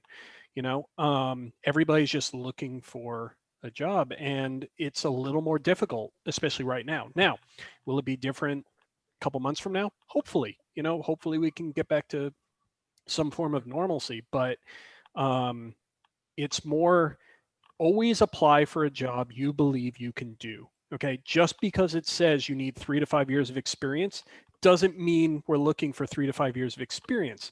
Because remember, the worst thing that's going to happen if you apply for a job is they're going to take that and move it to trash. That's it. They're not going to email you back and say, you're a terrible person for applying to this job. Why did you do it? No, just keep applying, keep applying, keep applying. Make sure your cover letter is good. I look at cover letters. Like I'm a hiring manager. I've hired over 100 people in my life. Like cover letters are actually important. Like I read them, and if yours stands out a little bit, I'm going to spend a little extra bit of time because you took the effort and showed me that you did that. So seriously, like pay attention to those little things and don't ever stop applying because other people are doing the exact same thing. So make sure you get yourself out there. And even if it says 5 years of experience, but if you read the job description, you believe you can do all of those things well for the company, apply, because you never know what might happen. Definitely agree with that. As someone who is still fairly young and also still, like looking at those like entry level jobs and things like that, like I did graduate just last year from college. I can 100% say that apply anyways, even if it says that you need to be like senior this, senior that, like you need to have experience for this and that. It genuinely doesn't matter, because if they see that your content is good, if they see that what you're doing is good, and they know that maybe within like just like a month of working with them can really set you into the right mindset of working, doing the job right, they're going to want to hire you. And honestly, I say that it genuinely just all comes down to your resume and your portfolio. As long as they see those two things and what it is that you're doing, and they think that, oh, this will be a great asset to the team, that's all you got to worry about. So just continue doing what it is that you do best, and making sure that you're recording that information at the same time, because that's a big thing that I've seen a lot of people do, is that they forget to write it down on their resume. They did something, put it like on their website that they did this, that, and the third. Make sure that you're keeping those things up to date, because people are looking, especially if you're applying. They're going to care about all those things. Like even though like I have work and all that good stuff, I still update my resume. I just did it last month. I make sure that my website is still up to date with any project that I've done, any event that I've hosted.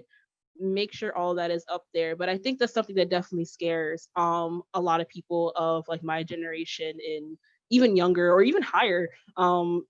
Screw it. Is that people, they fear when they see like, oh man, it says that I have to, have this many years. I only have like X amount of years. That's so irrelevant. That is genuinely so irrelevant. And that's something that I've actually discussed with my company at Nerd Street, of being like, like, hey, maybe we don't have to say you need to have this many years of experience for something, because you guys hired me and I have 0 years of experience in that. I just like video games and you hired me. So I saw it and I was like, boop, but not everyone thinks like me. Like not everyone is like a go-getter like me, who was like, I'm gonna apply to like 20 jobs today. We'll see what happens. Not everyone has that mindset. So yeah, for sure. I say that make sure that you are applying for what it is that you want. Because don't just apply for anywhere. Like make sure it's actually a space that you want to be in, for sure. Do research behind the places as well. Make sure you're looking at any kind of employee reviews if they're out there. Because not all places are good places. Just because they have like good entry positions doesn't mean that they're necessarily a good place to work at. And then again, just also making sure that you're ready for whatever may happen, because they might be ready to pull you on ASAP and just be like, we'll teach you.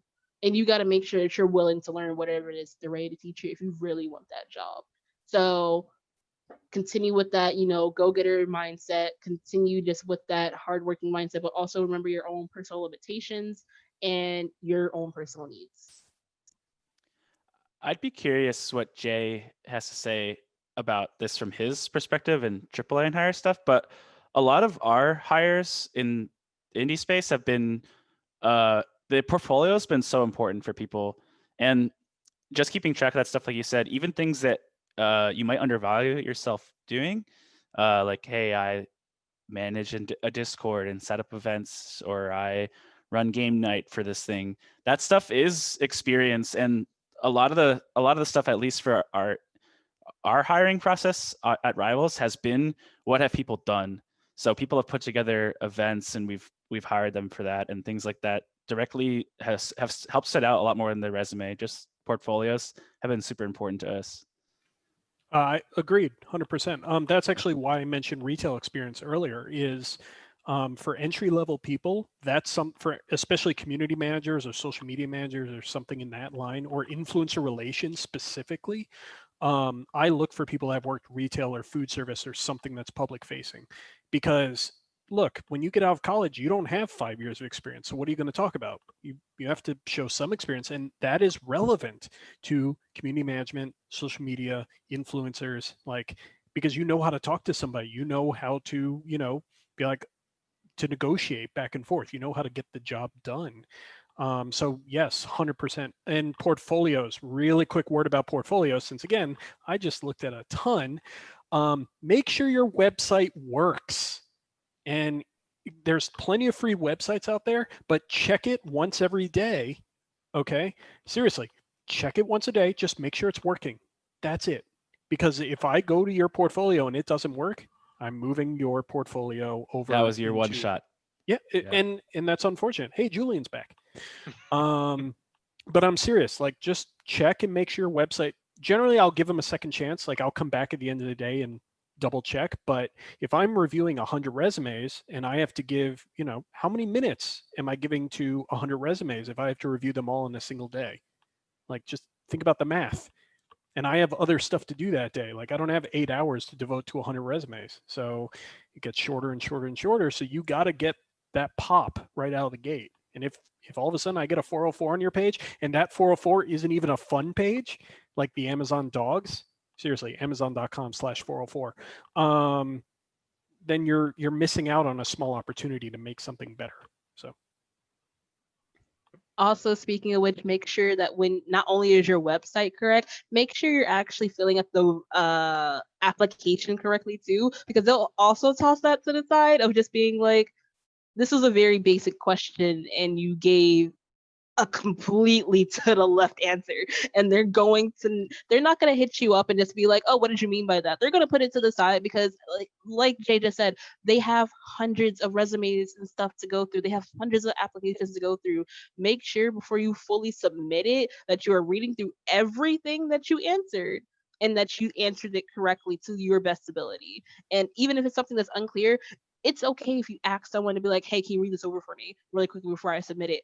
Have a reference if you need to, because man, as someone who has personally gone through applications for people for different projects, I'm currently doing one now. I asked a simple question of like, oh, like tell me like your favorite treat, and someone was like, I like the beach. I'm like, I said treat, not location. What are you doing? And it's happened so many times. So please, please, please make sure you're doing that, because I'm a person, I will definitely put it to the side, because from that thing in particular, there's like 200 something applications. I'm not going to have the time to personally reach out to that one person and just be like, so do you want to go back and redo that? Nope, it's just tossed now. That's your own fault. You should have made sure you were reading the questions correctly. One small thing too, don't lie on your resume. You will be found out. Seriously, the game industry, I said this before, it's about networking. That means all the HR managers know the other HR managers. So if you lie about working for X company and you did X, Y, and Z, guess what? They're going to find out if you did or you didn't. So don't lie. Like, you can embellish a little, like that's okay. But if you straight out lie and said you did something that you didn't actually do, they'll find out. Because my favorite is one of the animators that works here actually put up a Twitter post the other day where somebody submitted part of his reel as their reel, and he's like, what do you do? So just remember that. Don't lie. Don't do that. Don't lie. And also, please don't try to push someone else's content as your own. That's happened plenty of times before, where artists will be like, yeah, this is my work, and then it's someone else's completely different, especially if you know who the other person's content is. Oh, it's happened so many times where people will be like, yeah, this is my resume, or like, this is like my portfolio, my website. And literally one time it was the website of one of my closest friends, and I was like, oh, this is your work? And they're like, yeah. And I was like, funny. That's interesting. No, you're lying to me. I'm now gonna have to decline it because you just completely lied to my face. So yeah, don't lie. Just don't. We're gonna know. We're definitely gonna know.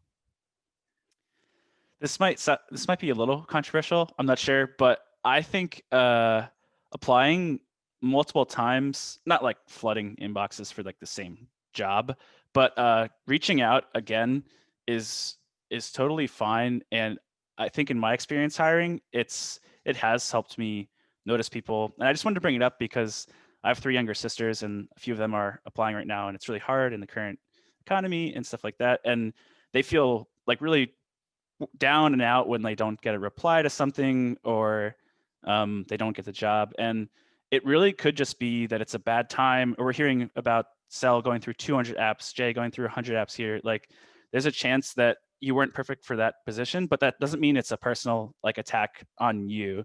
You should always, if they do get back to you, you should respond like politely either way and keep that door open, and don't be afraid to apply again if they have a similar position or something that comes up. And they might even remember you, because I've done that before. Hey, oh, I like this person's this work, but they weren't a fit for what we were doing right then. But later, since I already had this little bit of a talk with them and I was familiar with some of their work, it definitely can grow into like an actual a full-time job later down the line. So yeah, it's not something personal if you don't get accepted, and definitely try to keep that door open. So Julian, really quick to bring you up to speed, the question was how accessible is the job market for an entry-level position? And also to follow up, Rob had posted in the chat a quick question, which follow-up question, which is what would you look for in a community manager specific for portfolio? Oh, And I okay. saw you posted a couple of things on there, Yeah. Julian. I see. I I'd like to misunderstood. also throw that the rest of the chat as well too. So could you wait? What was the first question? Because it How triggered accessible something. is the job market for an entry-level position? Heard. Yeah. So I think it's tough to find a job right now. I got lucky where I pivoted from looking for full-time work and instead wanted to find part-time contracts. And I loaded myself up with a full-time schedule, but that's not super traditional. Like, that's basically freelancing and contracting. And I don't think that's for everyone. It takes a lot of like organization and like self-management.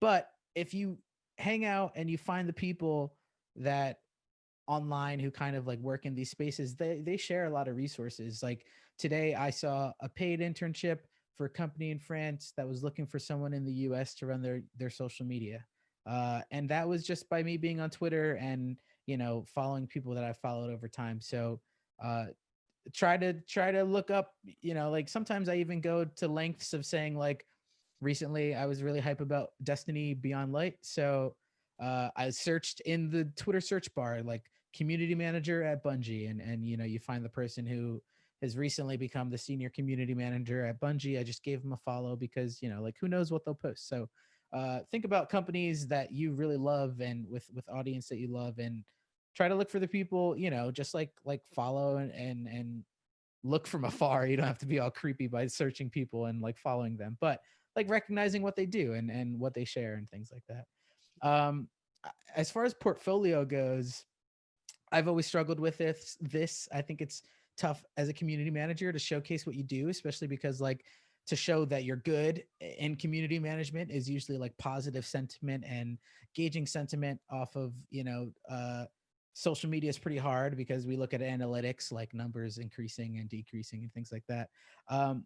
The way that I've kind of tackled it, I have a list. I've talked about lists, but I have a list dedicated to things that have been successful, like high viewership YouTube videos, high engaged Twitter posts, and I'll take from that list, I kind of just throw them there in my spare time. And then once every 6 months, I update like a portfolio, like PDF basically. And it's a bunch of click through links. And it's ugly. It's full of text, but it says like, PUBG, I wrote these tweets, and then they're just hyperlinked to the Twitter. And then hopefully someone looks through and they click on it and they'll see what's next. It's not pretty. I would definitely try to make it prettier, but it has worked in the past here. So I think that's like a really DIY easy way to just showcase like portfolio and community management. It's outbound links to your Discords and your Twitters and your YouTube uploads and content created and things like that. A quick thing about that, because you just mentioned a potential pitfall as well, which is if you're linking to Twitter, you might want to actually make a physical backup that you can then copy paste or put it somewhere else, because there are games that I've worked on that don't exist anymore. Those tweets totally gone. Like there's no existence of them. So if you're going to show off like a campaign you've done, build out an actual web page that shows like, here was the goal, here was the objective, here's what we did, here's what I did specifically with the team or yourself, and then show the results. Because if you can show me a campaign that you've done, boom, that's a job right there. Yeah, you know, for sure, because for then I sure. know you're looking at analytics, you're looking at sentiment, you know how to work with a team, you know how to deal stuff, and guess what?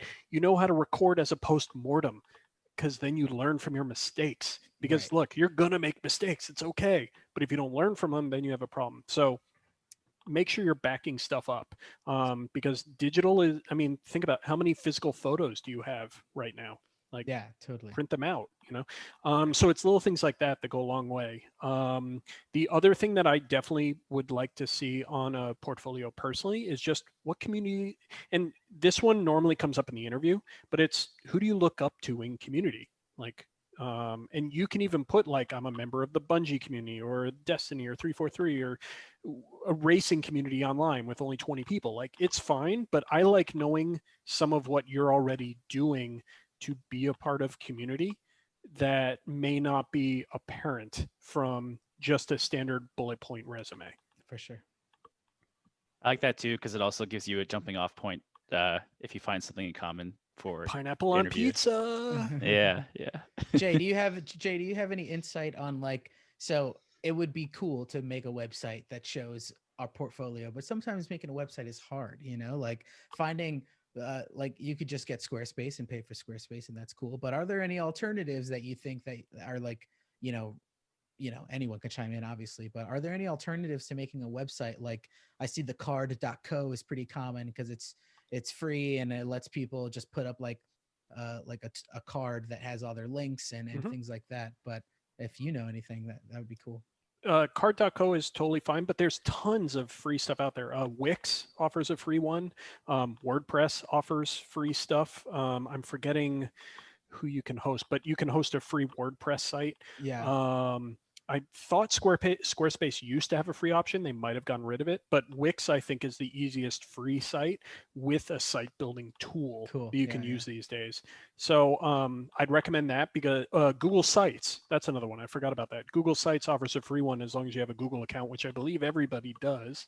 Right. And it's not as easy as Wix, like it's not drag and drop, but there's templates and stuff like that. I Cool. would, but you should have some sort of a personal site because I'm going to click on those links if they're there. And that's kind of your only way to get me that additional information about you in that, say, 1 to 5 minute look you're going to get. I mean, granted, look, if you catch me right away, I'm going to give you 10 minutes or 15, but you got to catch me quick. And sometimes, again, that's one good sentence in a cover letter will often keep my attention. Nice. Yeah, what not to do is probably just say, hey, I got 60,000 followers. Like, here's my Twitter. I don't Thanks. care. Like, I don't yeah, care. exactly. And also, that's just numbers. I can go out and buy 60,000 followers right now. Now, will I have any engagement? No. But if I just want pure numbers, done.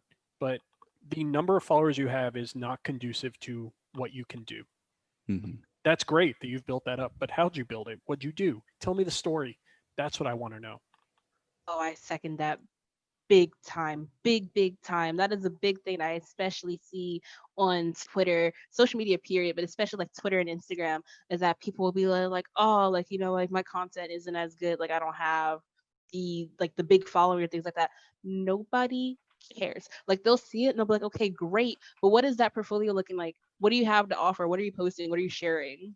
Because that's what they care about at the end of the day. And that's a good policy that I personally have, is that I always say on my applications that I do not have follower favoritism. I don't care how many followers you have. I don't care how many people are in your circle or whatever. I care about what you can bring to the table. And if I like what I see, I will bring you aboard.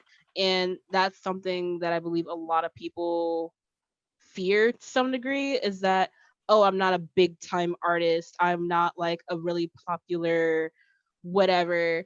um that's not super important at all. Just make sure that what you're doing is polished, is what you actually want to present, because that's what they'll be looking at the end of the day, not who's following you or how many people are following you. That's nothing. Anyone can, like Jay just said, you can buy followers. Like, anyone can come and go at any given time. That's not the important thing here. All right. So this next question, I'm going to say you can answer at your discretion. what kind of pay or salary requirements should small startups be looking at when hiring community managers? It's tough to talk about because it depends on resources, and I'm not going to get into it. I agree with that. Yeah. It's a hard discussion to have, but I think pay transparency is really important. I agree. If at least you can't like talk about it from, I'm not talking about you guys, not talking about, but I'm talking about community managers, people that are interested in getting hired in the space. I think you should ask around other people that you're friends with and try to compare and make sure that you're getting paid fairly, especially if you're treating it from like a freelance perspective, which is like how we hire right now. Julian, I know, works. He says he does like freelance almost also. I'll say for us, when we started, we were doing hourly, and this was a few years ago, and we haven't hired anyone since then for this position. But I think we started with 20 to 25 an hour. But yeah, it can really range. Yeah, I mean, salaries are all over the place. It really depends on, look up those comparison charts. There's plenty available online. And Just drop also, one in the chat. oh, thank you. And also just talk to other people that are doing it. It's important. It also depends on the company too, because certain companies are willing to spend a lot more because they recognize the importance, and other companies are just trying to, get the bottom dollar to get somebody to watch their Twitter account. So Totally. you really just also have to find. Oh, and if you're freelance, remember you're likely not getting health benefits, so factor that in and ask for more money because you need to be able to pay for your health benefits. So Definitely. Yeah. Also, keep in mind as well is that you want to make sure that your requirements are good enough for people to potentially live off of. Because people like, yeah, sure, they may love what they're doing, but overall, people are also coming in for a check. Like they are looking for means to survive. So if you cannot currently provide that, you should definitely consider what your full package is looking like. I personally go for places that, yeah, I may like what a place is doing and I may really be interested, but if I know that they're not going to be able to pay me properly or I won't be able to cover any kind of bills with that kind of job, I'm not going to go for it, no matter if they did accept me for the position or if they did like my stuff. If it's not something that I know that can help sustain me in some kind of way, then personally it's a no-go for me.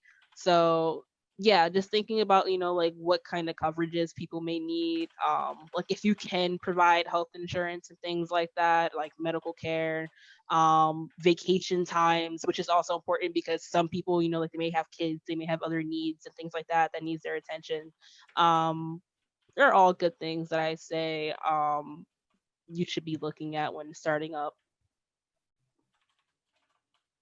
Yeah, and I'm not sure if this is from the, I guess this is from the hiring perspective, this question. So if you are that, there's been a lot of solo dev questions and you're like, oh my goodness, I can't pay someone this. Like I'm not even paying myself.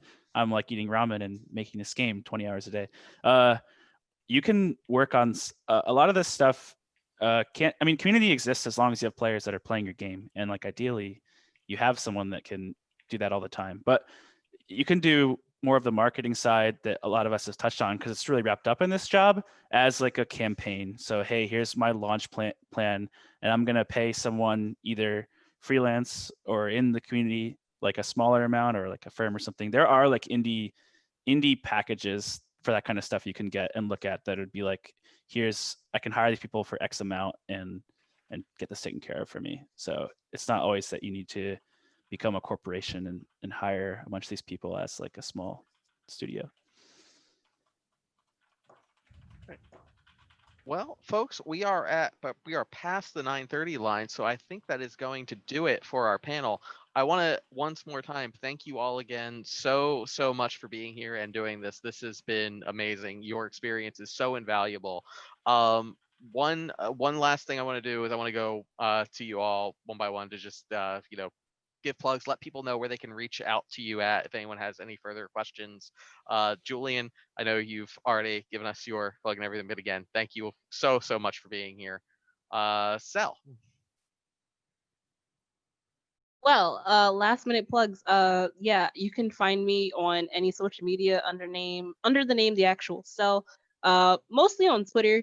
I try to post on Instagram, but I don't know, I'm lazy. Um, but you can definitely follow me on Twitter. That's the main place where I'm active. You'll see me talking about whatever project, community management stuff that I'm doing. Currently working on 2 different zine projects. Currently working on a game. Currently working on my community stuff with Black Card members. Definitely check all that out. Follow Black Card members on Twitter and Instagram. We got a lot of cool things happening there, and a lot of games that we actually sponsor there as well. A couple of games that I will shout out really quickly called Oaths Master and Validate, the visual novel dating game. Check those out. I'm very close friends with both head devs. I've helped them out with a bunch of stuff. So check them out while you're at it. And that's all I got. Great. Jay. Well, thanks again, seriously, for putting this on, both Robert and Adrian. Really appreciate, and obviously to the rest of the panelists too for being along here. This was super fun. For me, it just goes by my name, one letter. I've had that actually since my college branding course. So thanks Drexel University for making me get the one letter moniker. Which, oh wait, here I can even. Yeah, the Texas license plate up there, one letter. So that's the easiest way to find me. And in all seriousness, feel free to add me on LinkedIn, but introduce yourself. Say why you're adding me, because if you don't, I'm going to reject you because LinkedIn is a professional network, not Twitter. So thanks. This was fun. And George. Yeah, I had a lot of fun. It was nice to meet everyone and hear all the questions. You can find me, I think, everywhere at Etalus, ETALUS. I see you in the chat there. That was my gamer tag a long time ago, and it just became my handle online. And the character in Rivals is named that after me. So, and now other people are stealing the name, but I'm on everywhere. I think so far as that the real name, and we're doing a lot of cool stuff. So I'll also plug Rivals in the chat maybe. Oh, hey, Rob just said it. Thanks, Rob. Yeah, we have a indie game. We're involved in indie esports a lot and multiplayer stuff. And we just released a mobile game. We're working on a comic book with the writer of the Sonic comics. We're working on 2 unannounced games. So we have a ton of stuff coming out. And if you're interested in indie games, then follow Rivals of Aether and you'll get a lot of news on some of that exciting stuff there. Great. Thank you all again so much for being here and answering all the questions. You've all been great. Thank you everyone who attended. Thank you for your questions. Please keep on the lookout on the IGDA social media pages and our website. We will announce what we're going to be doing for the month of December soon. And then shortly after that, we'll be doing our town hall and we're going to go over what we've been doing for the year and some of the great things that we have coming up. IGDA's got a lot of really great things in the pipework, so please keep an eye out for that. Thank you all again so much and take care. Have a good rest of your evening.